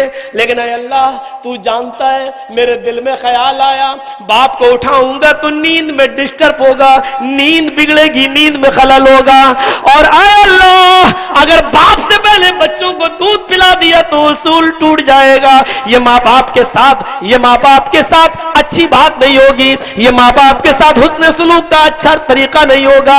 اے اللہ میں پسو پیش میں رہا, لیکن میں نے بچوں کو بھوکا رہنے دیا, اپنی بیوی کو بھوکا رہنے دیا, اور باپ کو نہیں اٹھایا جب اپنی مرضی سے میرے ابو کی آنکھ کھلی, میری اپنی مرضی سے جب ان کی آنکھ کھلی تو میں نے دودھ کا پیالہ ان کے سامنے پیش کر دیا, اور میرے باپ نے دودھ پی لیا, اور اس کے بعد میں وہ سو گئے, پھر لیٹ گئے دعا دے کر, اور اس کے بعد میں نے اپنے بیوی اور بچوں کو دودھ پلایا. اے اللہ میں نے اپنے باپ کے ساتھ یہ اس نے سلوک تیری رضامندی کے لیے, تیری خوشنودی کے لیے کیا تھا. اگر تو جانتا ہے اور تو اچھی طریقے سے علم رکھتا ہے, اے میرے پروردگار, اگر میرا یہ عمل تیرے لیے تھا تو اس چٹان کو, اس پتھر کو ہٹا دے تاکہ ہم نکل جائیں. تھوڑا سا اور سرک گیا, سرک رہا ہے, نکلنے کی کوشش, لیکن پھر نہیں نکل سکتے. چلو ابھی ایک اور ہے, تم بھی اپنا کوئی عمل پیش کرو. اور اس نے تو ایسا عمل پیش کیا جو تقوی اور توکل دونوں کو لازم ہو. الہ العالمین, تو اچھی طرح جانتا ہے مجھے اپنی چچا زاد بہن سے محبت ہی نہیں, عشق تھا. میں اس کے بغیر رہ نہیں پاتا تھا, اور اپنے چچا کی زندگی میں میں اسے پا نہیں سکا. اس کی شادی ہو گئی, میرے چچا کا انتقال بھی ہو گیا, وہ اپنے آرام سے رہنے لگی. لیکن ایک دن حالات نے کروٹ بدلی اور وہ فاقوں پہ اس کا گزارا ہونے لگا, فاقے پڑنے لگے. غربت نے اس کو آ لیا, شوہر اس کا بیمار ہو گیا. اے اللہ تو اچھی طرح جانتا ہے, وہ جانتی بھی نہیں تھی کہ میرے دل میں اس کے بارے میں کیا خیال ہے. وہ اپنی غربت کی شکایت لے کر میرے پاس آئی, اپنے شوہر کی بیماری کا تذکرہ کیا, اپنے بچوں کے بھوکا پیاسا رہنے کا تذکرہ کیا. کہنے لگی تمہیں اللہ نے نوازا ہے, تھوڑی سی اپنی بہن کی مدد کر دو تو تمہارا کیا بگڑ جائے گا. اس کی مجبوری کا میں نے فائدہ اٹھایا. میں نے اس سے کہا اپنے چچا کی زندگی میں تجھے پا نہیں سکا, لیکن میری نیت تمہارے اوپر بہت خراب ہے. آج بھی میں تمہارا دیوانہ ہوں, اور آج بھی میں تمہیں پانا چاہتا ہوں. تم اپنا وعدہ بتاؤ, آج کی رات تمہیں میرے پاس میرے بستر پر گزارنا پڑے گی, اور ہم سے مدد لے لو. وہ تھوڑی سی کسمس آئی, لیکن اس کی نظروں میں بچوں کا نقشہ اور اپنے شوہر کا نقشہ آیا. اس نے آنکھوں میں آنسو بھر لیے, لیکن مجبور کیا نہیں کرتا, مجبوری کیا نہیں کراتی انسان سے. اور اس نے جب یہ سنا تو اس نے ہاں کر لی, اور میں نے اس کی تھوڑی سی مدد کر دی. اور بھی تمہاری مدد کروں گا, تم رات میں میرے پاس آنا. وہ تھوڑی سی مدد میں نے اس کی وہ لے کر چلی گئی. اس نے اپنے شوہر کو دوا کرائی, بچوں کو کھلایا پلایا, سلا دیا. وقت موعود پر وعدے کے مطابق رات میں میرے پاس آئی. میں نے دروازہ کھولا, لیکن وہ کانپ رہی ہے, وہ تھرا رہی ہے, وہ لرز رہی ہے. میں نے کہا یہ کیا بات ہے. میں نے اپنا ہاتھ اس کے ہاتھ کی طرف بڑھایا, میں اس کو کھینچ کر اپنے بستر پر لانا چاہا. اس نے میرے ہاتھ کو پکڑ کر اتنا کہا اتق اللہ یا ابن عم, اتق اللہ یا ابن عم, اتق اللہ یا ابن عم. اے میرے چچا کے بیٹے اللہ سے ڈر جا, اے میرے چچا کے بیٹے اللہ کا خوف اپنے اندر پیدا کر. آج تو پہلا شخص ہے جو مجھے نظریں جما کے دیکھ رہا ہے. میرے ان گالوں کو اور میرے چہرے کو آج تک کسی نے دیکھا نہیں ہے. آئے میرے چچا کے بیٹے اللہ سے ڈر جا. اس مہر کو توڑنے کی کوشش مت کر جو اللہ نے تیرے لیے جائز نہیں کی ہے. اس ختم کو توڑنے کی کوشش مت کر جو اللہ نے تیرے لیے حلال نہیں کی ہے. قبر کے فرشتے میرے انتظار میں ہوں گے, عذاب جہنم کے فرشتے میرے منتظر ہوں گے. تجھے بھی اللہ کے یہاں جانا ہے, مجھے بھی اللہ کے یہاں جانا ہے. اتق اللہ یا ابن عم, اے میرے چچا کے بیٹے اللہ سے ڈر جا. اے اللہ جب اس نے تیرا نام لیا اور کہا اتق اللہ, اللہ سے ڈر جا, تو اے اللہ میں بھی کانپ گیا اور میں نے اس کو چھوڑ دیا, اس کو نظر انداز کر دیا, اور میں نے زنا کا ارادہ ترک کر دیا. میں نے اس سے درہم و دینار بھی نہیں مانگے, میں نے معاف کر دیا, چھوڑ دیا. وہ چلی گئی, میں تجھ سے ڈر گیا, کانپ گیا. اس اے اللہ میں نے یہ کام اگر تیری رضامندی کے لیے کیا تو اچھی طرح جانتا ہے تیری خوشنودی کے لیے کیا تو آئے میرے پروردگار کوئی راستہ نکال میرے لیے, اس پہاڑ کو کی چٹان کو ہٹا, اس پتھر کو ہٹا دے. اور وہ پتھر سرک گیا اور اتنا سرکا کہ تینوں کے تینوں لوگ وہاں سے آسانی کے ساتھ نکل گئے. ان ارادنی اللہ بضر هل هن کاشفات ضر. اے نبی پوچھیے آپ ان سے جن کو یہ پکار رہے معبودان باطلہ کو, اگر اللہ مجھے کوئی نقصان پہنچانا چاہے تو کوئی ہے جو اس کو دور کر سکے, کوئی رحمت دینا چاہے اللہ مجھے, کوئی خیر سے نوازنا چاہے تو کوئی ہے جو اس کو روک سکے. قل حسبی اللہ, کہہ دو میرے لیے اللہ کافی ہے. علیہ یتوکل المتوکلون, اور اسی کے اوپر توکل کرنے والے توکل کرتے ہیں, اسی کے اوپر بھروسہ کرنے والوں کو بھروسہ اور اعتماد ہوتا ہے. میرے پیارے ساتھیوں, ذرا اس واقعے کو ہم نے اپنے سامنے رکھا ہے. آئیے ایک واقعہ حدیث کی روشنی میں ہم اور دیکھتے ہیں. یہ واقعہ بھی امام بخاری کے اندر درج کرتے ہیں. غزوہ ذات الرقاع کے موقع پر, غالباً غزوہ ذات الرقاع کے موقع پر جب واپسی ہوئی اس غزوے سے, تو اللہ کے رسول صلی اللہ علیہ وسلم اور صحابہ کا گزر ایک وادی کے پاس سے ہوا جو ببول کے بڑے بڑے درختوں سے گھری ہوئی تھی. ببول کے بڑے بڑے درخت تھے. چونکہ وہ غزوہ کئی دن چلا, صحابہ تھک چکے تھے اس غزوے میں, صحابہ تھکے ہوئے تھے, کئی رات کئی دن سے سوئے نہیں تھے, اس لیے کہنے لگے اے اللہ کے نبی اس وادی سے ہم گزر رہے ہیں, بڑے بڑے درخت ہیں ببول کے, کیوں نہ یہاں تھوڑا سا آرام کر لیا جائے, تھوڑا سا آرام کر لیں.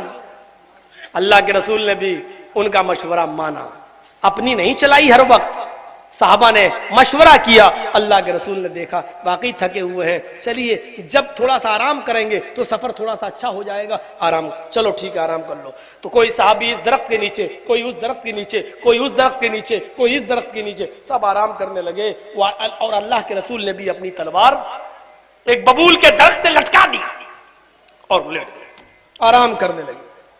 ایک دیہاتی آیا, اس کی نظر پڑ گئی ہے محمد صلی اللہ علیہ وسلم لیٹے ہیں, صحابہ دور دور ہیں, تلوار کا بھی انتظام ہے, سب بے ہوشی میں ہیں, تھکے ہوئے ہیں, چور ہیں, کیوں نہیں تلوار نکالوں, محمد کو قتل کر دوں. ویسے ہی کافی انعام ہے محمد کو زندہ مردہ لانے پر, اور قتل کر کے بھاگوں گا جب تک چیخیں گے چلائیں گے میرا کام ہو جائے گا فرار. چڑھ گیا پیڑ پر, اتار لی تلوار, لیکن جلد بازی میں اتنا تھا کہ اوپر سے اترا نہیں, کود گیا. تلوار اتاری, کودا, زمین پہ گرا تو پیر سے کی جو دھڑام کی, جو دھمان آواز ہوئی دھم کی, اللہ کے رسول کے کان میں گئی, اٹھ گئے. دیکھا اعرابی کے ہاتھ میں تلوار ہے, میری طرف بڑھ رہا ہے.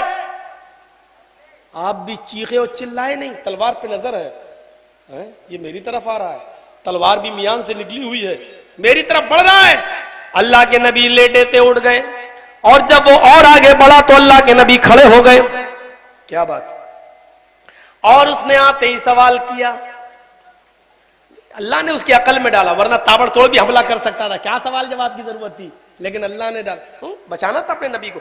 فوراً آگے بڑھ. غور کیجئے میرے بھائیوں, اللہ کے رسول نے بھی یہ نہیں کہا اچھا, اس نے پوچھا من یمنعک منی یا محمد, اے محمد بتا آج میرے ہاتھ سے تجھے کون بچائے گا. آپ نے یہ نہیں کہا میں خود ہی مختار کل ہوں, بچا لوں گا, چلا کے دیکھ, یہ نہیں کہا. وہ آگے بڑھا, تلوار نکالی, کہا بتا بتا اے محمد تجھے میرے ہاتھ سے کون بچائے گا. اس نے نام لیا, بخاری میں وہ لفظ موجود ہے, کیا من یمنعک منی یا محمد, اے محمد بتا. صلی اللہ علیہ وسلم, ہمارے ماں باپ آپ پر فدا قربان.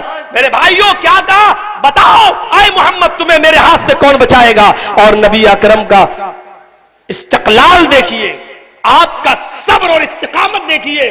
آپ نے جواب دیا اللہ, اس کے آگے کچھ نہیں.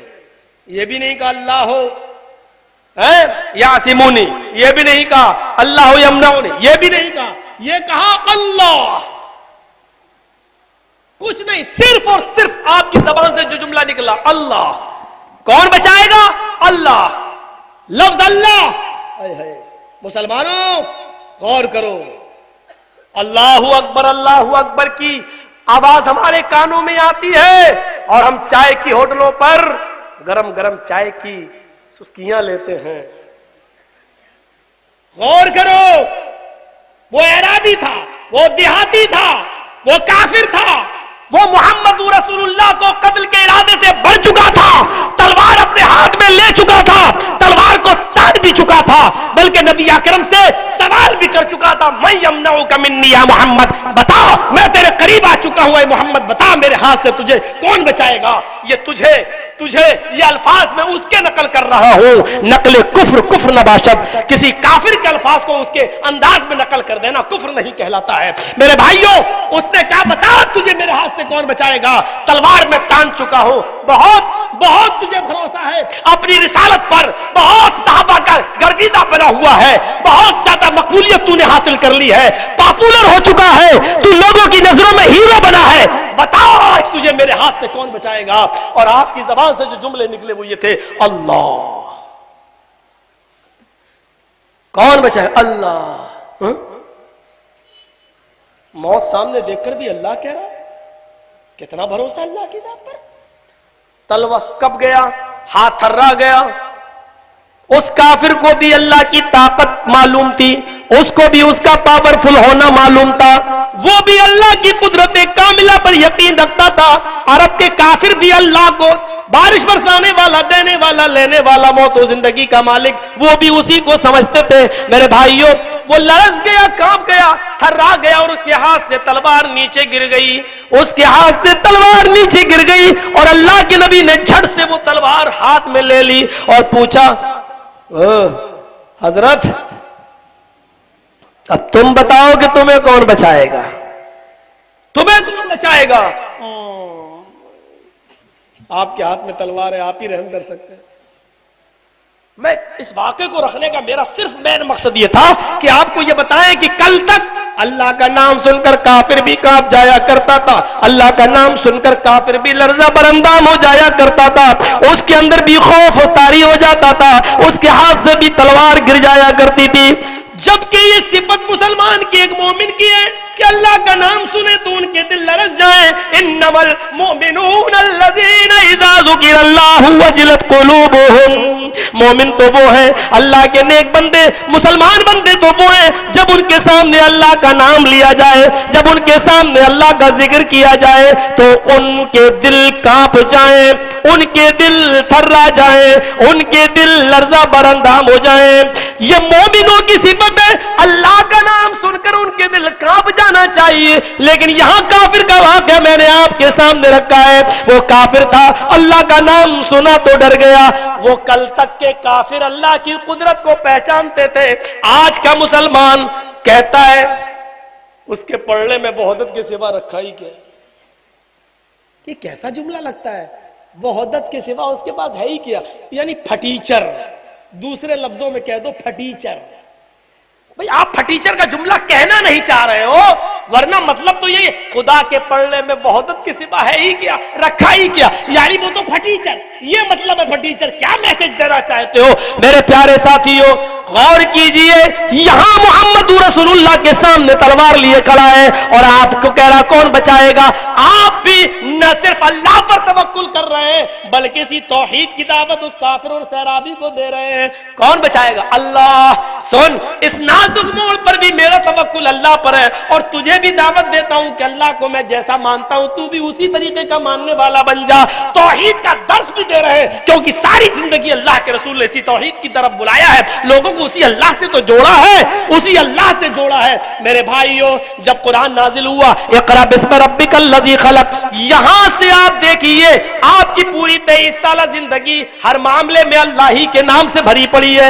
اقرأ بسم ربک الذی خلق, اے نبی پڑھیے اس رب کے نام سے جس نے پیدا کیا. پھر آپ کی زندگی اسی نام سے بھری پڑی ہے, یہاں تک کہ میرے بھائیوں طائف کے اندر بھی پٹ رہے ہیں, مار کھا رہے ہیں, فرشتے کہہ رہے ہیں بتاؤ میں کہو تو آپ کی مدد کروں. اتنی ان طائف والوں کو دو پہاڑی کے بیچ میں رکھ کر کچل دوں. لیکن ایسے موقع پر بھی آپ ان طائف والوں کے سامنے کیا کہہ رہے ہیں؟ نہیں اللہم اہد قومی فانہم لا یعلمون. ان کو وہاں پر بھی اللہ کی دعوت, یہ تلوار لے کر کھڑا ہے, یہاں پر بھی اللہ کی دعوت.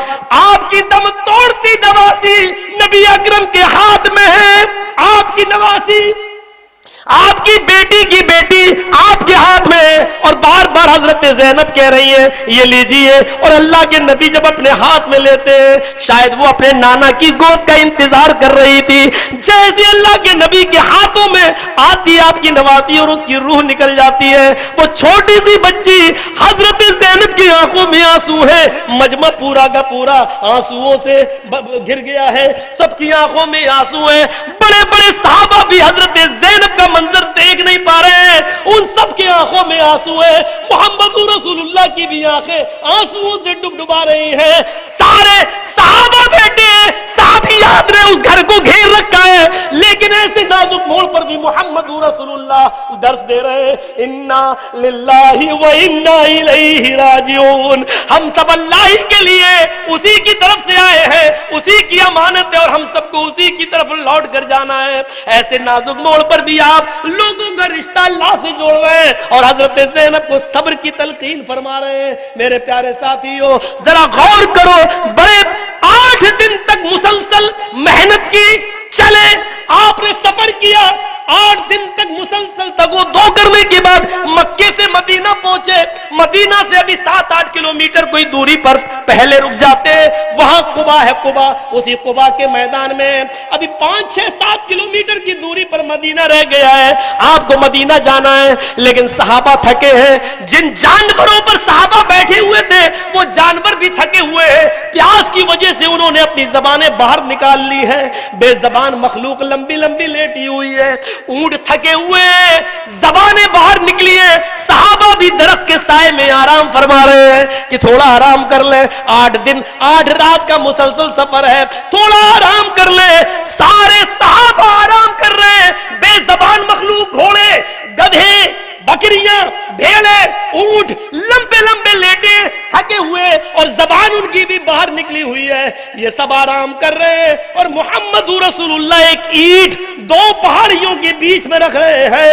اس اینٹ کو رکھ کر آپ وہاں مسجد قباء کی بنیاد رکھ رہے ہیں, اور جیسے اس کو وہاں رکھتے ہیں نماز کا وقت ہوتا ہے, وہی آواز دی جاتی ہے حی علی الصلاۃ, یا اللہ اکبر. میرے بھائیوں میں یہ نہیں کہہ رہا ہوں کہ اس وقت اذان کے کلمات لاگو ہوئے تھے یا نہیں, میں یہ میسج دینا چاہتا ہوں کہ وہ مسجد قباء کی بنیاد اس لیے رکھی گئی تاکہ آج ساری دنیا دیکھ لے کہ سب کو فکر ہے سونے کی, اور محمد رسول اللہ کو فکر ہے کہ یہاں ایسا اللہ کا گھر بن جائے کہ اس وادی میں بھی اللہ کا نام گونجتا رہے. آگے آنے والی نسل اور یہ جنگل, یہ پہاڑ, یہ چوٹیاں, یہ پہاڑ, یہ ساری کی ساری چیزیں گواہ بن جائیں کہ محمد رسول اللہ نے اللہ کی عبادت کے لیے یہاں پر بھی کوئی گھر بنایا تھا. میرے بھائیوں یہ اللہ کی طرف جوڑنے والا رشتہ تھا. یہاں تک کہ آپ کا آخری وقت ہے, اس دنیا سے رخصت ہو رہے ہیں, اللہ کو پیارے ہونے والے, شروعات کی تھی زندگی کے اللہ کے نام سے, آج اللہ کو پیارے ہونے والے ہیں. آپ کی آنکھیں کھجور کے پتوں کی بنی ہوئی چھت سے ٹکی ہوئی ہے, بار بار پانی میں ہاتھ ڈال رہے پیالے میں اور مل رہے ہیں اپنے جسم پر اور کہتے جا رہے ان للموت سکرات, ان للموت سکرات. اب موت کا کون سا معنی کیا جائے میرے بھائیوں؟ اللہ کے رسول نے یہاں پر بھی موت کا ہی ذکر کیا ہے. اس موت کا کون سا ترجمہ کیا جائے میری سمجھ میں نہیں آتا ہے. اختلاف کس بات پر ہے میری سمجھ میں نہیں آتا ہے. جو پردے کا جملہ تم استعمال کرتے ہو وہ پردہ میں نے حدیث کی ساری کتابوں میں دیکھ ڈالا, لیکن ہمیں کہیں کوئی پردے کا لفظ ملتا ہی نہیں ہے. ان للموت سکرات, اللہ کے نبی کا جہاں جہاں کنی کا عالم ہے, اور پھر بھی کہہ رہے موت کے لیے بڑی دشواریاں ہیں, موت کے لیے بڑی بے چینیاں ہیں, موت کے لیے بڑی پریشانیاں ہیں. اچانک ہاتھ گر جاتا ہے اور محمد رسول اللہ کی زبان سے یہ جملے جاری ہو جاتے ہیں, اللہم بالرفیق الاعلی, اللہم بالرفیق الاعلی, اللہم بالرفیق الاعلی. اس دنیا کو چھوڑا تبھی اب بھی اللہ کا نام ہی لیا, اللہ کو پکارتے ہوئے, اللہ کا نام لیتے ہوئے رخصت ہو رہے ہیں. اے اللہ رفیق اعلی میں, اے اللہ رفیق اعلی میں, اے اللہ نیک لوگوں میں ہمارا بھی شمار کر لے, شہیدوں میں صالحین میں ہمارا بھی شمار کر لے, بزرگوں میں ہمارا بھی شمار کر لے. اے اللہ رفیق اعلیٰ میں, رفیق اعلیٰ میں, رفیق اعلیٰ میں. اور یہ کہتے ہوئے اس دنیا سے پوری دنیا کو روشن کرنے والا سورج میرے بھائیو غروب ہو جاتا ہے اور اپنی تعلیمات کو قیامت کی صبح تک چمکتا ہوا چھوڑ جاتا ہے. میرے بھائیو اس منظر کو دیکھ کر حضرت فاطمہ بھی چیخ پڑی اور انہوں نے بھی کہا تھا, حضرت فاطمہ نے محمد رسول اللہ کے انتقال کے بعد غموں کے ایسے پہاڑ میرے اوپر ٹوٹے کہ اگر وہ غم کسی پہاڑ کے اوپر ڈال دیے جائیں تو پہاڑ بھی ریزہ ریزہ ہو جائے, پہاڑ بھی ریزہ ریزہ ہو جائے. اور وہ غموں کے پہاڑ اگر کسی دن کے اوپر ڈال دیے جائیں تو دن بھی رات میں بدل جائیں. میرے پیارے بھائیوں اندازہ لگائیے, یہ تھا محمد رسول اللہ کی دعوت. انما المؤمنون الذین اذا ذکر اللہ وجلت قلوبہم واذا تلیت علیہم آیاتہ زادتہم ایمانا. اور مومن تو وہ ہے جب اس کے سامنے اللہ کا ذکر کیا جائے تو وہ اس کا دل لرز جائے. اور آگے دیکھیے وَإِذَا تُلِيَتْ عَلَيْهِمْ آيَاتُهُ, اور جب قرآن پڑھا جائے, تلاوت اس کے سامنے کی جائے, زادتہم ایمانا, تو اس کے دل میں اضافہ ہو جائے, اس کا دل بڑھ جائے. حضرت طفیل دوسی جنگل میں گئے, قرآن کی آواز سنی, لوگوں نے ان کو روئی دے دی, کانوں میں لگائے رہنا. یہاں محمد جادوگر پیدا ہوا ہے, اگر اس کے الفاظ تمہارے کانوں میں چلے گئے تو جادو کا اثر ہو جائے گا. انہوں نے ایک دن دیکھا محمد نماز پڑھ رہے ہیں, چلو ان کو تھوڑی معلوم ہے, یہ زور زور سے تلاوت کر رہے ہیں, ان کے پیچھے میں ہی تھوڑا قرآن سن لوں. اس نے اپنی روئی ہٹائی, تھوڑی دیر قرآن سنا, حضرت طفیل دوسی کی دل کی دنیا بدل گئی اور وہ ایمان لے آئے. وہی عبداللہ ذوالبجادین جو عبدالعزیٰ کے نام سے مشہور ہے, بھیڑ اور بکریوں کا چرانے والا ہے, لیکن جب جنگل میں جاتا ہے اور صحابہ کو قرآن گنگناتے ہوئے سنتا ہے تو اس کا ایمان بھی لرز جاتا ہے اور اس کے دل میں بھی اضافہ ہو جاتا ہے. اور وہ اپنے چچا کو سب کچھ قربان کر دیا, پگڑی اتار دی, کرتا اتار دیا, جوتے اتار دیے, اور لاسٹ میں چچا نے کہا یا تو محمد کو چھوڑو یا تو قرآن کو چھوڑو یا لنگی بھی اتارو. تو اس نے لنگی بھی اتار دی.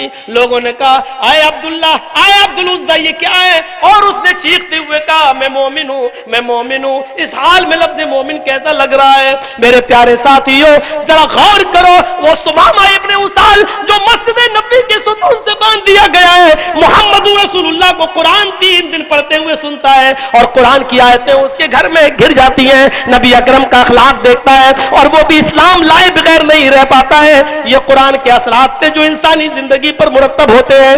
میرے بھائیوں اب آپ اندازہ لگا سکتے ہیں, حضرت عمر جو جناب محمد رسول اللہ کی گردن اڑانے کے ارادے سے جاتے ہیں, لیکن اپنی بہنوں ہی کو مارنے کے بعد جب قرآن کی چند آیتیں سنتے ہیں تو ان کے دل کی دنیا بدل جاتی ہے. اور وہی حضرت عمر آتے ہیں اور مجلس رسول میں بیٹھ کر ایمان لاتے ہیں, اسلام قبول کرتے ہیں اور اسی قرآن سے اپنا رشتہ استوار کر لیتے ہیں. اور یہی وہی عمر ہے جو قرآن سے رشتہ استوار کرنے کے بعد, جوڑنے کے بعد اتنے بڑے قرآن کے شیدائی بنتے ہیں, اتنے بڑے شیدائی بنتے ہیں کہ جب ان کی بڑی بڑی محفلیں سجا کرتی تھی, بڑی بڑی صحابہ کرام کو, بڑی بڑی شخصیتوں کو وہ مشورہ کرنے بلایا کرتے تھے, تو اس مشوروں کی میٹنگ میں حضرت عبداللہ ابن عباس بھی شریک ہوا کرتے تھے, جو بہت ہی کم عمر تھے, بہت ہی چھوٹے تھے. اور بڑے بڑے صحابہ کو اعتراض تھا, آئے عمر, آئے امیر المومنین, ہم بڑے بڑے بزرگ صحابوں میں یہ بچہ اگر کیا کرتا ہے؟ تو حضرت عمر یہ کہہ کر ٹوک دیا کرتے تھے, اللہ کے نبی نے اس بچے کے لیے قرآن کی دعا کی ہے, اے اللہ قرآن کا نزول تو تو نے میرے اوپر کیا ہے اور علم عطا فرما عبداللہ کو, عباس کے بیٹے کو, یہ قرآن کے بہترین مفسر ہیں, قرآن کا بہت بڑا علم رکھتے ہیں. میرے پیارے ساتھیوں ذرا غور کیجئے کہ عمر جب قرآن سے رشتہ جوڑتے ہیں تو چھوٹے چھوٹے بچوں کے پیچھے نماز بھی پڑھ لیتے ہیں اور یہ کہتے ہیں یہ قرآن کا اچھا حافظ ہے, یہ قرآن کا اچھا قاری ہے, اور چھوٹے چھوٹے بچوں سے قرآن میٹنگوں میں بھی بلا لیتے ہیں یہ کہہ کر کہ یہ قرآن کا بہترین مفسر ہے, قرآن کی اچھی تفسیر کرنا جانتا ہے. میرے بھائیوں ذرا دیکھیے, یہی قرآن کی برکت تھی. اور اس کے بعد اللہ نے فرمایا وَعَلَىٰ رَبِّهِمْ يَتَوَكَّلُونَ, اور مومن وہ ہیں جن کو صرف اللہ کے اوپر بھروسہ ہوتا ہے. وَعَلَىٰ رَبِّهِمْ يَتَوَكَّلُونَ, اور جن کو صرف اللہ کے اوپر توکل ہوتا ہے. جنت میں جو 70,000 افراد بغیر حساب و کتاب کے جائیں گے, تو بخاری شریف کی روایت کے مطابق ان میں سے کچھ لوگ یہ بھی ہوں گے. صحابہ کو یہ ہوا کہ کون ہوں گے 70,000, ہم ہوں گے کہ نہیں ہوں گے؟ تو اللہ کے نبی نے فرمایا الذین ہم لا یتطیرون, جو بدشگونی نہیں لیتے ہوں گے. بدشگونی کا مطلب جا رہے ہیں راستے میں ایک دم گاڑی روک دی ڈرائیور نے, کیا ہوا؟ بلی گزر گئی. نہیں راستہ منحوس ہو گیا, ابھی رک جا 2 منٹ. یہ جواری شرابی کبابی راستہ کاٹ رہے ہیں تو راستہ منحوس نہیں ہوتا, بلی بیچاری. منگل کا دن ہے, کام کیا نقصان ہو گیا, پورے ہفتے فائدہ ہوا, پھر منگل کو نقصان ہو گیا, پھر پورے ہفتے فائدہ ہوا, پھر منگل کو نقصان. منگل کو کام ہی نہیں کریں گے, منگل کو ہم برا دن ہے ہمارے لیے. یہ بدشگونی. الذین هم لا یتطیرون, جو بدشگونی نہیں لیتے ہوں گے. ولا یسترقون ولا یکتؤون ولا یسترقون, جو دگواتے نہیں ہوں گے اپنے جسم کو. بہت سی جگہ دگواتے ہیں نا, بڑی تکلیف ہوتی ہے, اور داغتے ہیں, نام وام لکھا جاتا ہے, ٹیٹو ویٹو بناتے ہیں, وہ نام وام لکھا جاتا ہے. جو دگواتے نہیں ہوں گے. ولا یسترقون, جو جھاڑ پھونک نہیں کراتے ہوں گے. قرآن و حدیث سے جھاڑ پھونک جائز ہے, معوذتین وغیرہ پڑھ کر, آیت الکرسی وغیرہ پڑھ کر, سورہ فاتحہ وغیرہ پڑھ کر دم کرنا جائز ہے. لیکن اگر اللہ پر بھروسہ کر کے کوئی آدمی یہ بھی نہ کرائے اور صرف یہ تصور کر لے کہ اللہ نے بیمار کیا وہی شفا دے گا, اور توکل اللہ کی ذات پر کر لے, تو فرمایا یہ اور زیادہ افضل لوگ ہیں. تو فرمایا ولا یسترقون, جو جھاڑ پھونک نہیں کراتے ہوں گے.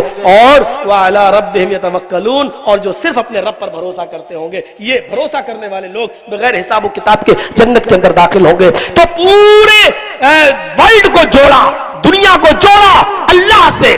آپ ذرا تصور کریں کہ حکم ہوتا ہے اللہ کے رسول کو, اللہ کی طرف سے جبریل آئے اور بتایا جاؤ آج راستہ خالی کر دینا. اب دیکھیے گا 1-2 واقعات جو میں آپ کے سامنے رکھنا چاہتا ہوں, وہ دیکھیے.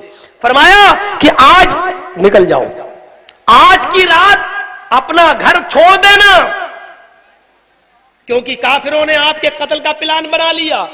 اللہ کے رسول صلی اللہ علیہ وسلم نے بھی اپنے یار سے کہا, دوست سے کہا, ابو بکر صدیق سے, کہ اللہ کا ایسا ایسا حکم آیا ہے اور ہمیں نکلنا ہے. لیکن ایک بات یاد رکھنا, اللہ کے رسول کے پاس کچھ کافروں کی امانتیں رکھی ہوئی تھی, مکے والوں کی امانتیں رکھی ہوئی تھی. اب آپ کو فکر ہوئی کہ ان کی امانتیں کیسے, اگر ان امانتوں کو لے کر میں جاتا ہوں تو میرے بارے میں غلط میسج جائے گا, اور جو توحید کی دعوت اتنی محنت سے ہم نے دی ہے, لوگ کہیں گے دیکھو وہ توحید کی دعوت دیتا تھا, وہ رسول ہے, وہ ہمارا مال لے کر بھاگ گیا. کیا کتنا بڑا فرق پڑے گا ہماری دعوت پر, کتنا بڑا فرق پڑے گا.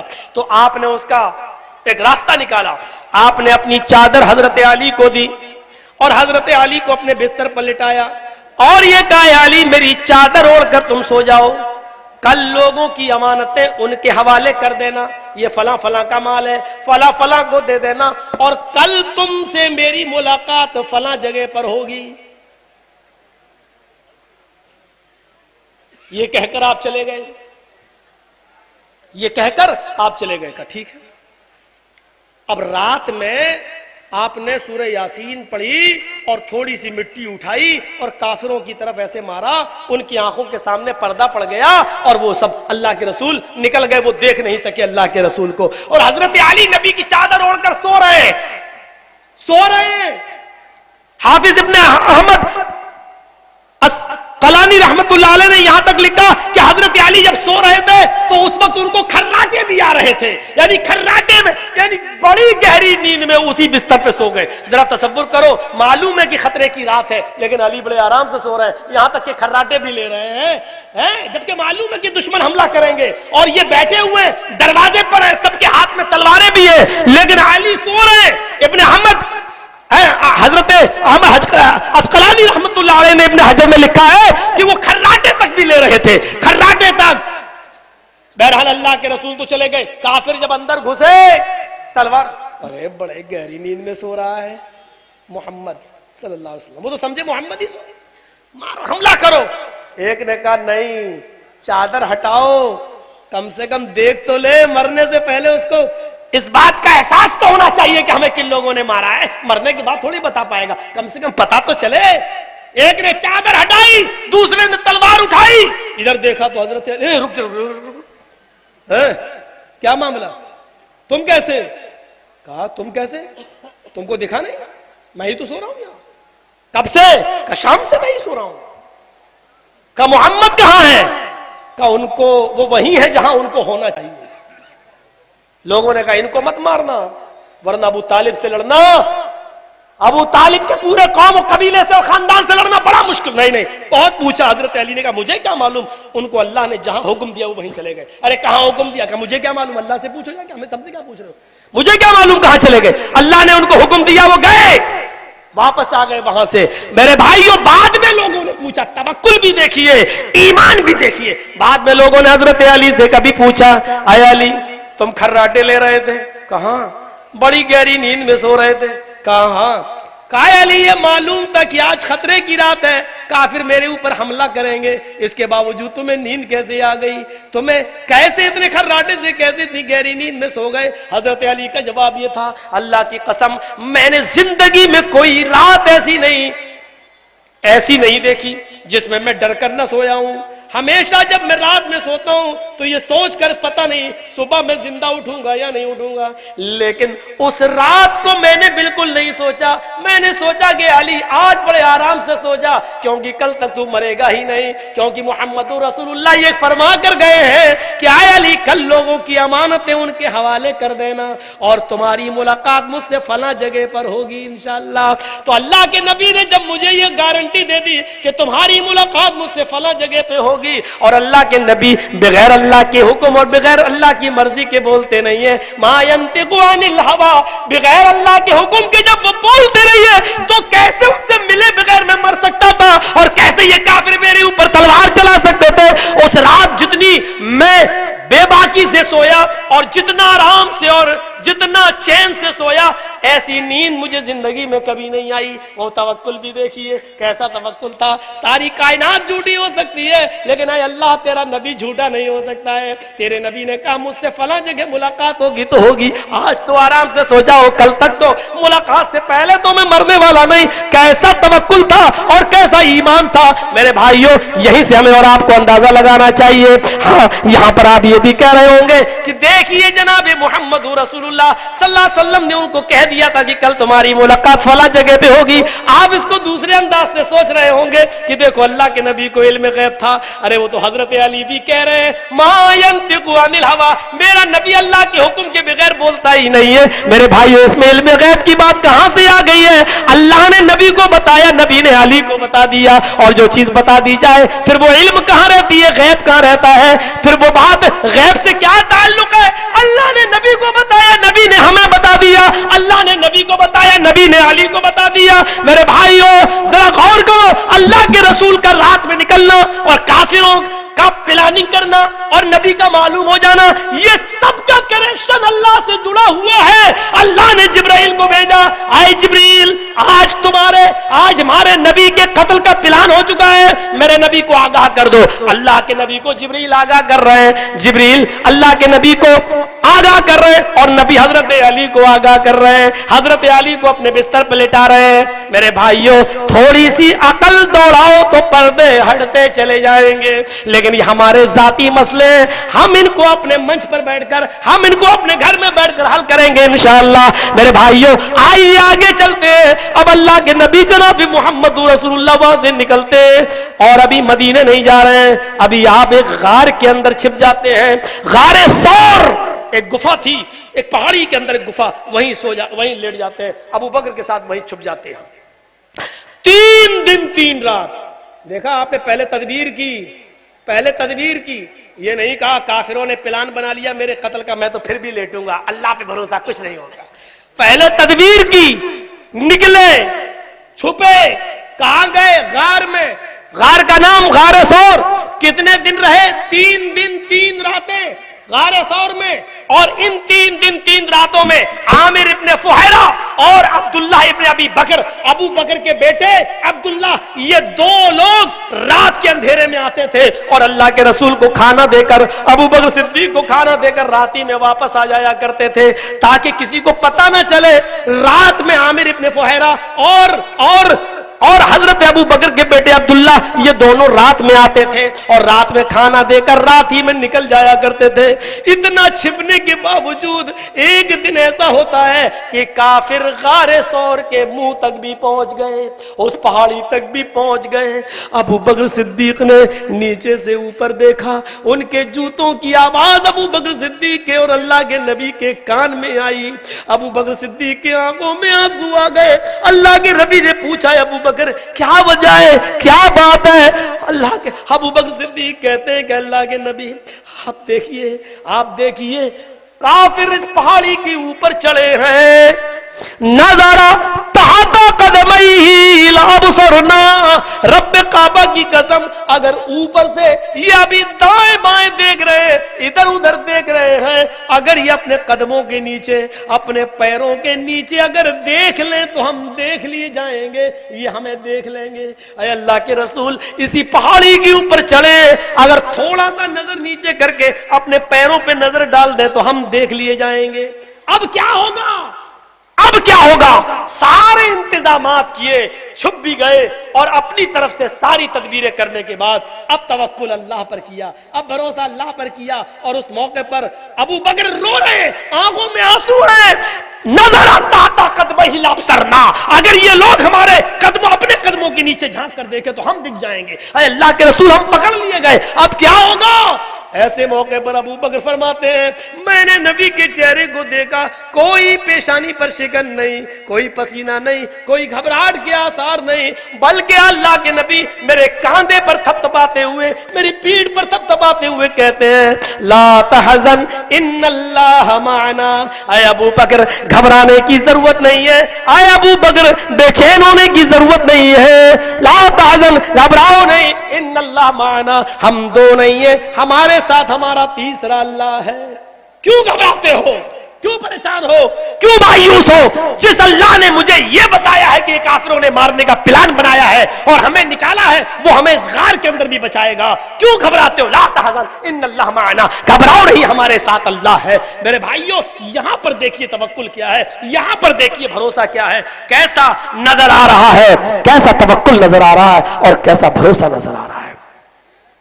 حضرت ابراہیم علیہ السلام کو دیکھیے, حکم ہوتا اپنی بیوی ہاجرہ کو اور اپنے بیٹے اسماعیل کو, جو دودھ پیتا بچہ ہے, چھوٹا سا بچہ ہے, اپنی ماں کا دودھ پیتا ہے, اس کو جاؤ اور بیابان جنگل میں چھوڑ کے چلے آؤ. وہی بیابان جنگل ہے جہاں آج حاجی اور معتمر عمرہ کرنے والا جہاں صفا اور مروہ کے چکر لگاتا ہے, یہیں پر آپ نے اپنی بیوی کو چھوڑا تھا. آپ نے ابراہیم نے اپنے چھوٹے سے بچے کو ہاجرہ اس بیابان جنگل میں دیکھتی ہے, نظریں دوڑاتی ہے. درختیں بڑے بڑے, پہاڑ بھی ہیں, ٹیلے بھی ہیں, لیکن درختوں پر کوئی چڑیا نہیں ہے, کوئی پرندہ نہیں ہے.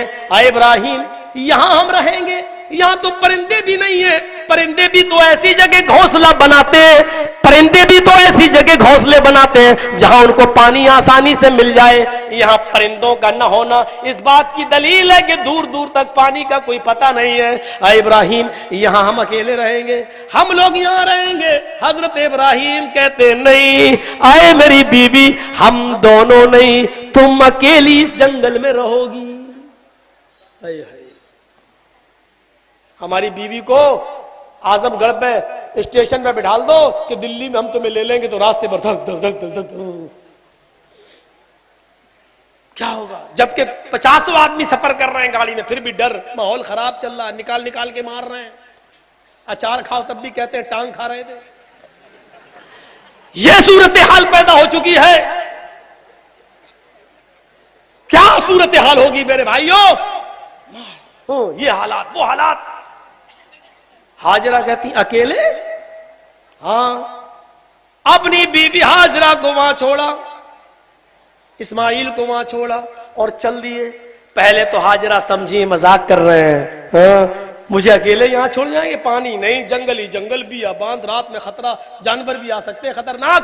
اور جب دیکھا کہ دور چلے گئے تو کہا یہ تو واقعی جا رہے ہیں. اپنے بچے کو زمین پر لٹاتی ہے, پیچھے سے دوڑ لگاتی ہے, حضرت ابراہیم کی پیچھے سے چادر پکڑ کے کھینچتی ہے. ابراہیم کہاں جا رہے ہو, کیا بات ہے مجھے چھوڑ کر؟ آئے ابراہیم کہاں جا رہے ہو؟ حضرت ابراہیم نے کوئی جواب نہیں دیا، آگے بڑھتے جا رہے ہیں۔ پھر کہا ابراہیم مجھے جواب دیجئے کہاں جا رہے ہو؟ حضرت ابراہیم کوئی جواب نہیں دے رہے ہیں۔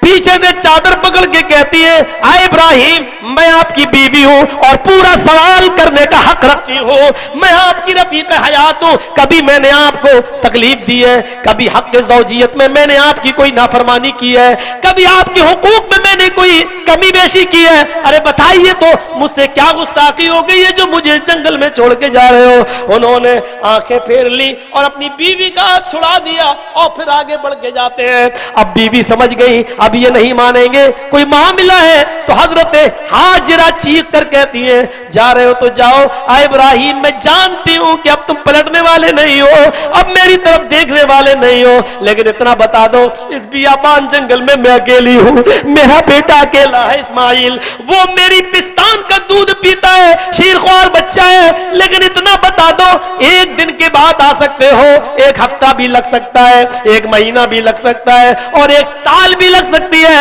اے ابراہیم اتنی لمبی مدت کے لیے مجھے کس کے حوالے چھوڑ کے جا رہے ہو؟ ایلا من تترکونا، حضرت ہاجرہ کے الفاظ کو قرآن نے ریکارڈ کر لیا ہے۔ حضرت ہاجرہ سوال کرتی ہے ایلا من تترکونا، اے ابراہیم ہمیں کس کے سپرد کر کے جا رہے ہو؟ اے ابراہیم ہمیں کس کے حوالے کر کے جا رہے ہو؟ حضرت ابراہیم نے بھی آسمان کی طرف انگلی اٹھائی اور اپنی بیوی کو اشارہ کیا اللہ، اے میری بیوی جب تو نے سپردگی پوچھی ہے، جب تو نے حوالگی پوچھی ہے تو سن، ہم نے تجھے اور اپنے بچے کو اللہ کے سپرد کر دیا ہے، ہم تجھے اور تیرے اور اپنے اس بچے کو اللہ کے حوالے کر کے جا رہے ہیں۔ اب حضرت ہاجرہ کی پیشانی کا پسینہ مٹتا ہے، اب ان کو تھوڑا سکون ملتا ہے، اور اس سکون کے بعد اللہ کا نام سننے کے بعد اب ان کا ڈر ختم ہوتا ہے، تو کیا الفاظ ان کی زبان سے نکلتے ہیں؟ اذن لا یضیعون اللہ ابدا، اے ابراہیم تب ہمارا رب ہم کو ضائع نہیں کرے گا، تب ہمارا رب ہم کو برباد نہیں کرے گا۔ حضرت ابراہیم نکل گئے اور اپنی بیوی اور بچے سے اوجھل ہو گئے، اور ایک بیابان جنگل کے پہنچ کر وہاں جا کے نظر آسمان پہ ڈالتے ہیں اور وہاں اپنے رب کے سامنے دست دراز پھیلاتے ہیں اور کہتے ربنا انی اسکنت من ذریتی بواد غیر ذی زرع، اے ہمارے رب ہم نے اپنی ذریت کو، ہم نے اپنی بیوی بچوں کو، ہم نے اپنی آل و اولاد کو ایک بے آب و گیا وادی میں چھوڑا ہے، اے اللہ تیرے حکم سے، تیرے حکم پر میں نے ان کو بیابان جنگل میں چھوڑ دیا ہے، تیرے بھروسے پر تیرے سپرد کر دیا ہے، اور تیرے حکم کو پورا کرنے کے لیے میں آگے نکل گیا ہوں، یعنی تو میری بیوی اور بچوں کی دیکھ ریکھ کرنا۔ ربنا انی اسکنت من ذریتی بواد غیر ذی زرع، ہم نے اپنے اہل و عیال کو، بال بچوں کو، آل و اولاد کو ہم نے بے آب و گیا وادی میں ہم نے تجھے چھوڑا ہے۔ اب یہاں کا منظر دیکھیے، ابراہیم اپنے کام میں لگ جاتے ہیں، 2-3 دن تک ستو چل جاتے ہیں، پانی چل جاتا ہے، لیکن اب اسماعیل پیاسے ہیں، ہونٹوں میں پپڑیاں جمی ہوئی ہیں، اللہ میں کیا کروں، میرے شوہر مجھے اور اس بچے کو تیرے حوالے کر دیا، ہاجرہ بھی بیٹھے نہیں ہیں، تدبیر کر رہی ہیں، اب میرے بچے کو پانی کہاں سے آئے، اس بچے کے لیے پانی کا انتظام کیسے ہو؟ حضرت ہاجرہ اپنے بچے کی پیاس دیکھتی ہے، منہ پہ پپڑیاں دیکھ رہی، ہونٹوں پر جمی ہوئی، انگوٹھا بچہ منہ میں رکھ کے چوس رہا ہے، ہاجرہ دائیں بائیں نظر ڈالتی ہے، اللہ 3-4 دن سے تو کوئی قافلہ نہیں آیا ہے، یہاں سے تو کوئی گزرتا بھی نہیں ہے، اب تک ایک چڑیا بھی نہیں دیکھی ہے، میرے بچے کا کیا ہوگا، اس کا پانی ہم تو 2-4 دن بھوکے پیاسے رہ سکتے ہیں، لیکن یہ بچہ اے اللہ اس کا کیا ہوگا؟ وہ اٹھتی ہے، اپنے بچے کو زمینی پر لیٹا رہنے دیتی ہے، آگے بڑھتی ہے، اس کو ایک ٹیلا نظر آیا، آج وہی ٹیلا صفا کے نام سے جانا جاتا ہے، وہ صفا کے ٹیلے پر اس پہاڑی کی اوپر چل جاتی ہے اور جھانک کر نیچے دیکھتی ہے، اللہ مجھے کوئی بستی نظر آ جائے، اللہ مجھے کوئی گاؤں نظر آ جائے، میں نیچے چلی جاؤں، تھوڑا سا پانی مانگ کے لے آؤں، اپنے بچے کو پلا دوں، لیکن نیچے جھانک کر دیکھتی ہے تو جھاڑیاں ہی جھاڑیاں، بیابان جنگل، کوئی قافلہ بھی نہیں نظر آ رہا ہے کہ کسی سے پانی تھوڑا سا لے لوں اور اس بچے کو پلا دوں۔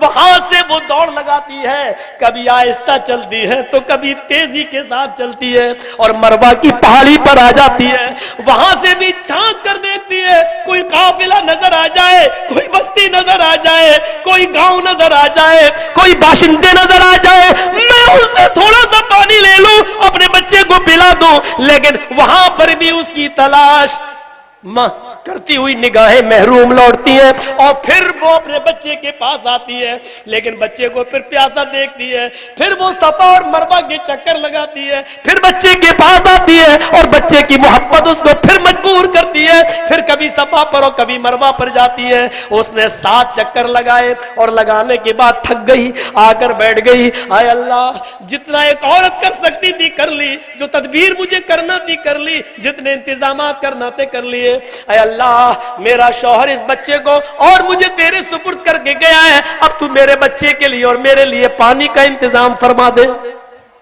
اس کی تلاشتی ہوئی نگاہیں اور اس کی پیاسی نظریں رب کی طرف گئیں, آسمان کی طرف گئیں.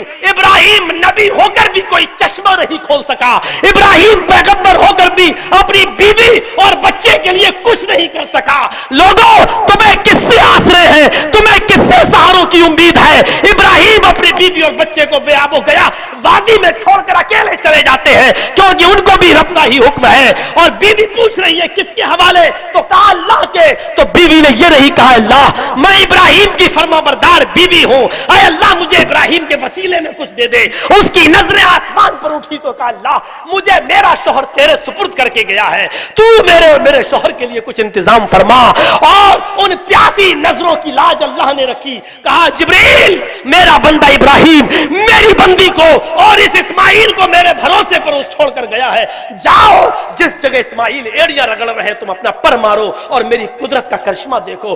جبرائیل آتے ہیں اور وہاں پر مارتے ہیں اور پانی کا چشمہ جاری ہوتا ہے.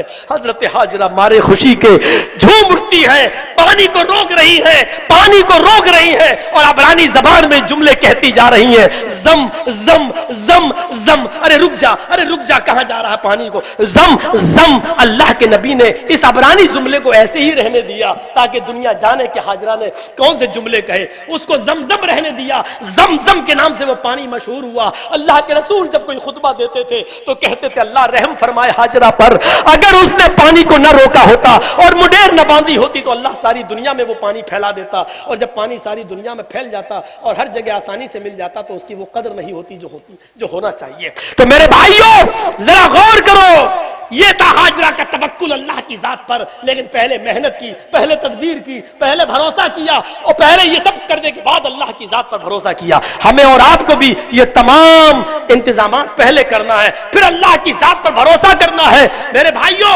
اب دیکھو, حاجرہ نے جہاں صفا و مروہ کے چکر لگائے, میڈیا والوں پوری تقریر مت لکھنا, صرف اتنے ہی جملے لکھ دینا پیپر میں. صرف آج کہتے ہو کہ اسلام نے عورت کو یہ دیا, اسلام نے عورت کو وہ دیا, اسلام نے عورت پہ پابندی لگائی. جانتے ہو اسلام نے عورت کو کیا دیا اور کتنا بڑا مقام دیا؟ غور کرو, جہاں جہاں صفا اور مروہ کے چکر حاجرہ نے لگائے, ایک عورت نے لگائے, اور جن جن جگہوں سے وہ گزری آہستہ چلی تو اس کے آہستہ چلنے کو, اور جہاں تیز چلی اس کے تیز چلنے کو اللہ تعالیٰ نے اپنی عبادت کا حصہ بنا دیا ہے. اور یہ کہہ دیا ہے کہ جب تک کائنات کے لوگ ہماری اس بندی کی اسٹائل اور نقل نہیں اتار لیں گے ہم ان کی عبادت کو قبول نہیں کریں گے. اس کے نقش پا کو اپنی عبادت کا حصہ بنا دیا. ایک عورت کے نقش پا, اس کے پیر کے نشان اللہ کی عبادت کا حصہ بن جائیں, اس سے بڑا مقام ایک عورت کی عزت و آبرو کا کیا ہو سکتا ہے, اور اس سے بڑا مقام ایک عورت کو کون سا مذہب دے سکتا ہے؟ میرے بھائیوں کہ وہ جس جس جگہوں سے گزری ہو اور جہاں اس نے پیر رکھے ہو اللہ نے اس کے نقش پا کو اپنی عبادت سے جوڑ لیا ہو اور اس کو عبادت کا حصہ بنا لیا ہو. حج عبادت ہے, عمرہ عبادت ہے, اور اللہ نے اس دوڑنے کو بھی عبادت قرار دے دیا, صفا اور مروہ کے چکر کو بھی عبادت قرار دے دیا. اور جہاں حاجرہ تیز دوڑی وہاں مردوں کو تیز دوڑنے کا حکم دے کر بھی عبادت سے جوڑ دیا. میرے بھائیوں ایک عورت کے نقش پا کو عبادت کا حصہ بنا دیا, اس سے بڑا عورت کا مقام کیا ہو سکتا ہے؟ اور کون سا مذہب عورت کو اتنا بڑا درجہ دے سکتا ہے؟ اسلام کا مقابلہ نہیں کر سکتے ہو, دنیا کا کوئی مذہب وہ مقام نہیں دے سکتا جو اسلام نے عورت کو دیا ہے. تم دو گے آزادی؟ آزادی کون سی آزادی؟ یہ آزادی ایک بھیڑیے نے بکریوں کے ریوڑ میں جا کر مشورہ دیا بکریوں کو, یہ تمہارا مالک تمہیں باندھ کر رکھتا ہے, ارے تم چلاؤ میں کرو, آزادی حاصل کرو. جنگل میں ہرے بھرے کھیت ہوں گے, فضا ہوگی, آزادی کے ساتھ گھومو گی. یہاں بند ہو, ایک ہی طریقے کا چارہ کھا رہی ہو, کچھ نہیں ملتا ہے. جنگلوں میں جاؤ گی, دوڑو گی, گھومو گی, پھرو گی. بکریاں اس بھیڑیے کی باتوں میں آ گئی اور احتجاج کرنے لگی, میں. مالک نے کہا, رے کیا ہوا؟ بکریاں کھوٹوں سے نکلی جا رہی ہیں, ہمیں چھوڑو, آزاد کرو, ہمیں تمہاری غلامی نہیں چاہیے. بھیڑیے نے ان کے کانوں میں بھر دیا تھا. ایک بوڑھی بکری بیچاری ان بکریوں سے کہنے لگی, یہ بھیڑیا تمہارا دشمن ہے, اس کی باتوں میں مت آؤ. یہاں تمہیں کم کھانا مل رہا ہے, اسی پر گزارا کرو. یہاں تم سیب ہو, یہاں تم محفوظ ہو. جنگلوں میں اگر آزاد گھومو گی تو تم سیب نہیں رہو گی. بکریاں کہنے لگی, اماں تم بڈھی ہو چکی ہو, تم نے اپنی زندگی گزار لی ہے, ہم ابھی جوان ہیں, ہمیں ابھی بہت زندگی گزارنا ہے, ہمیں آزادی چاہیے, ہمیں تمہارا مشورہ پسند نہیں ہے. مالک کے خلاف احتجاج کیا اور مالک کو بھی غصہ آ گیا. مالک نے کھوٹے سے کھول دیا, جاؤ, جب تم آزادی چاہتی ہو تو چلی جاؤ, اب ہم تمہیں روک نہیں سکتے, تمہیں اس بوڑھی بکری کا مشورہ بھی پسند نہیں ہے. اور جیسی مالک نے ان بکریوں کو چھوڑا اور انہوں نے آزادی کا جشن منایا, یہ بکریاں دوڑتی ہوئی جنگلوں میں گئیں. ایک دن آرام سے, 2 دن گزر گیا, تیسرے دن اور خطرناک جنگل میں پہنچی. وہاں بھیڑیے پہلے ہی سے تاک میں بیٹھے ہوئے تھے. وہ بھیڑیے جنگل سے نکلے اور ان بھیڑیوں کو, ان بکریوں کو پھاڑ گئے اور کھا گئے. بوڑھی بکری بیچاری اپنے مالک کے پاس دکھائی دیتی ہے اور ساری بکریاں چیر دی گئی, پھاڑ دی گئی ہیں.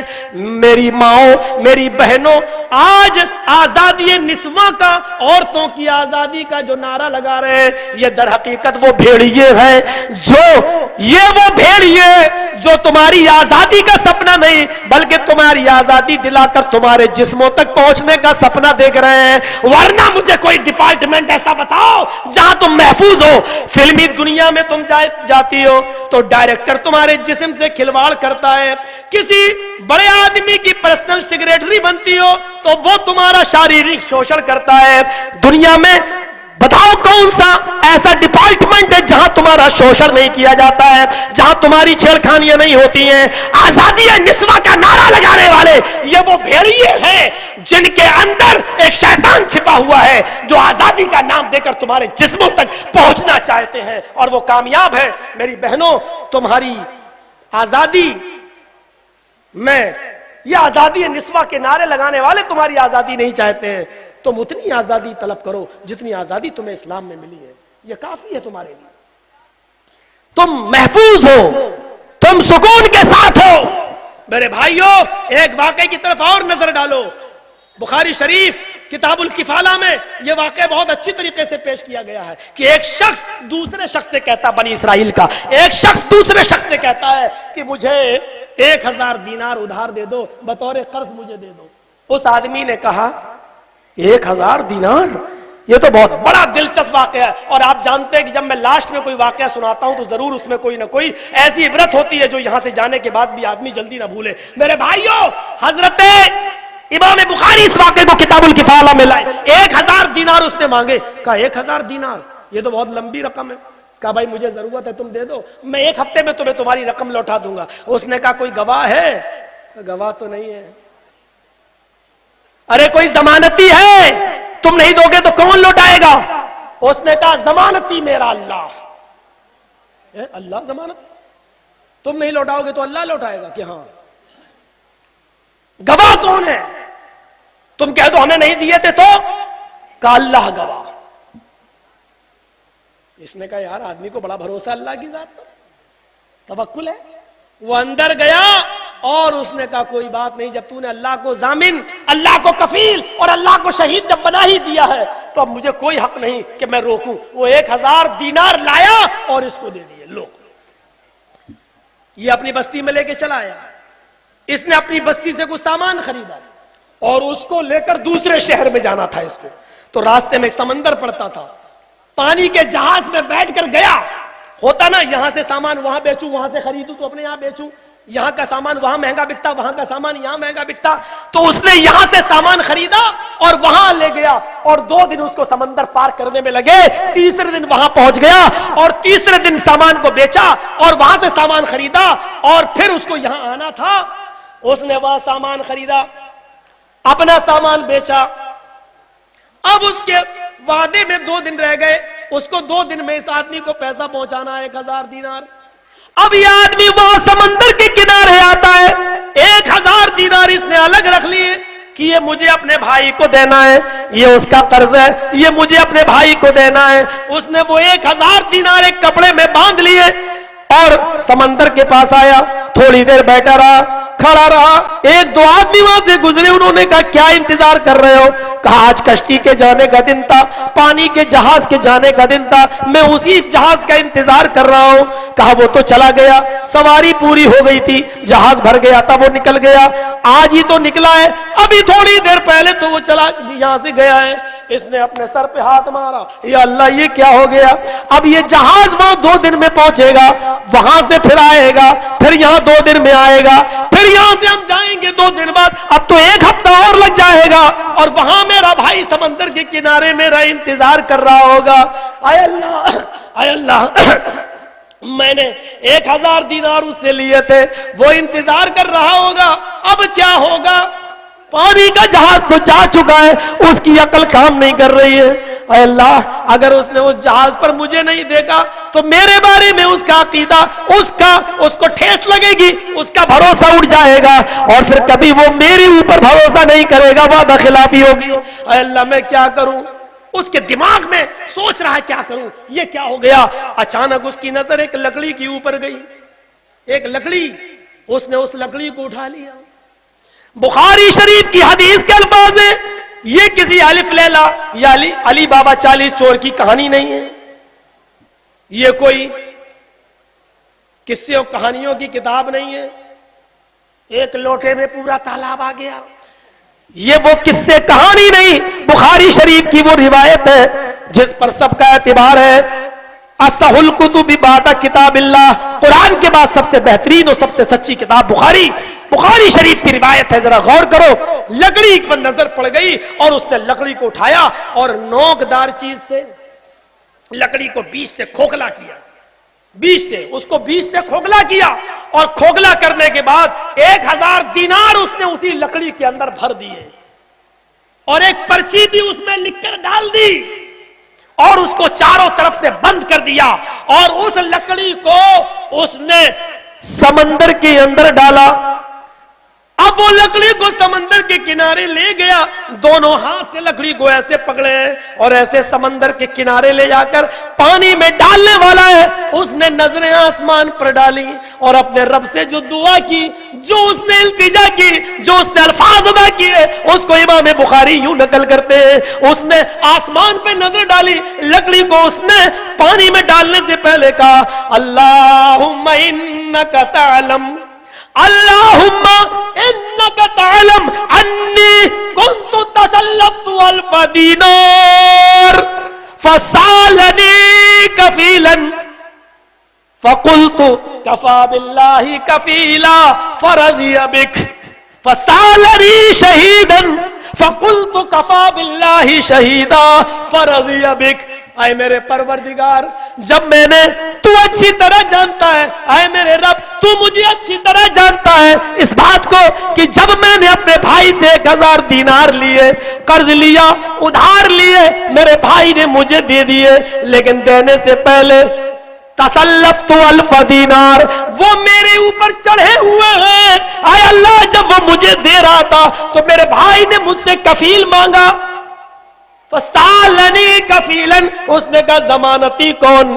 میں نے کہا کفا باللہ کفیلا, اللہ کافی ہے, اللہ ہمارا ضامن ہے. فرضی بک, اے اللہ وہ تیری ضمانت پر راضی ہو گیا تھا, اے اللہ وہ میری بات مان گیا تھا. فسالنی شہیدن, پھر اس نے مجھ سے گواہ مانگا. پھر میں نے کہا کفا باللہ شہیدا, اللہ گواہ ہے. فرضی بک, وہ تیری گواہی پر راضی ہو گیا, یعنی اس نے تجھے گواہ بھی بنا لیا اور اس نے تجھے ضامن بھی مان لیا.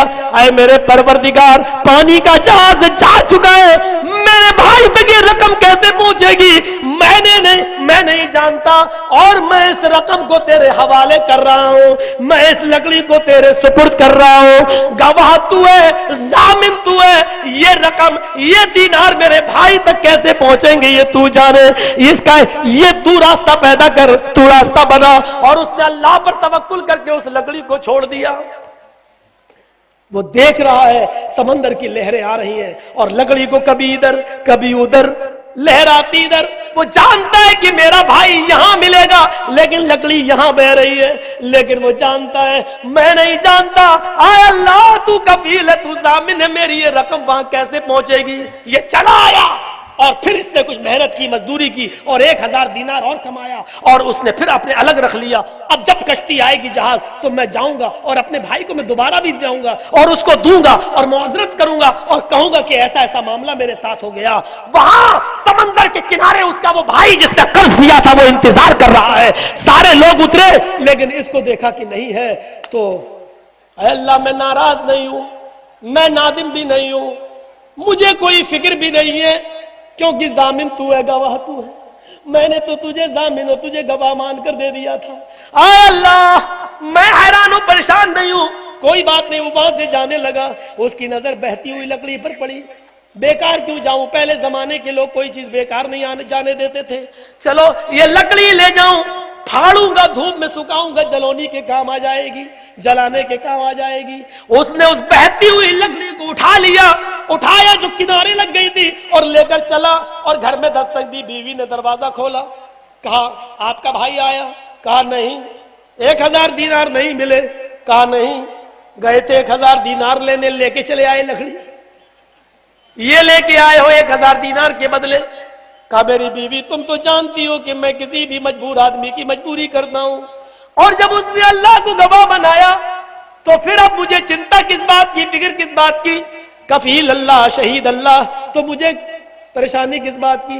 ہو سکتا ہے میرے بھائی کو کوئی پریشانی آ گئی ہو۔ اچھا ہی کو مان لیے، اس نے کہا لاؤ کلہاڑی لاؤ، لکڑی کو چیرتے ہیں، دھوپ میں سکھا دیں گے، آج دھوپ اچھی نکلی ہوئی ہے، یہ جلونی کے کام آ جائے گی۔ بیوی نے کہا ہاں، دل کو بہلانے کو یہ خیال اچھا ہے غالب، لائی کلہاڑی، دے دی، لو کچھ تو کرو، تم تو سب پہ بھروسہ کرتے ہو، دے دیتے ہو، لو۔ اس نے کلہاڑی اٹھائی اور لکڑی پہ ماری، پہلی کلہاڑی نے لکڑی کو پھاڑ دیا۔ کیا دیکھتا ہے اس میں ایک پرچی رکھی ہوئی ہے اور کچھ درہم ہے، درہم کو گنتا ہے تو 1000، پرچی میں لکھا ہوا ہے کہ میرے بھائی جہاز جا چکا تھا، میں وقت پر تمہارے پاس نہیں پہنچ سکا، اس لیے میں یہ رقم اور یہ پرچہ اللہ کے سپرد کر رہا ہوں، کیونکہ وہ شہید اور کفیل ہے، وہ یہ رقم تم تک پہنچائے گا۔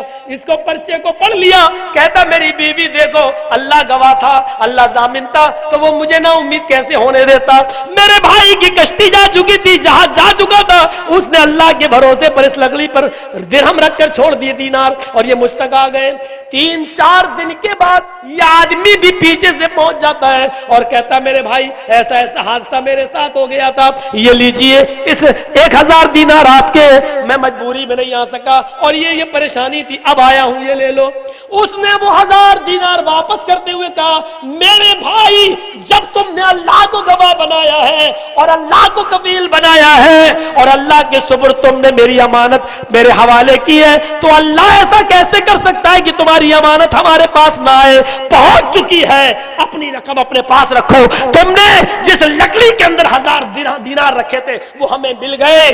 لینے والے کی نیت بھی اچھی ہوتی تھی اور دینے والے کی بھی نیت اچھی ہوتی تھی، اور دینے والا دوبارہ رقم دیکھ کر بے ایمان نہیں ہوتا تھا کہ اس کو کیا معلوم، ہم تو کہتے ہیں ہمیں کچھ نہیں ملا، چلو 1000 اور مل رہا ہے لے لو، اس کی بھی نیت اچھی تھی، تب اللہ خیر و برکت پیدا کرتا تھا ان کے کاروبار میں بھی، ان کے رہن سہن میں بھی، ان کی آل اولاد میں بھی۔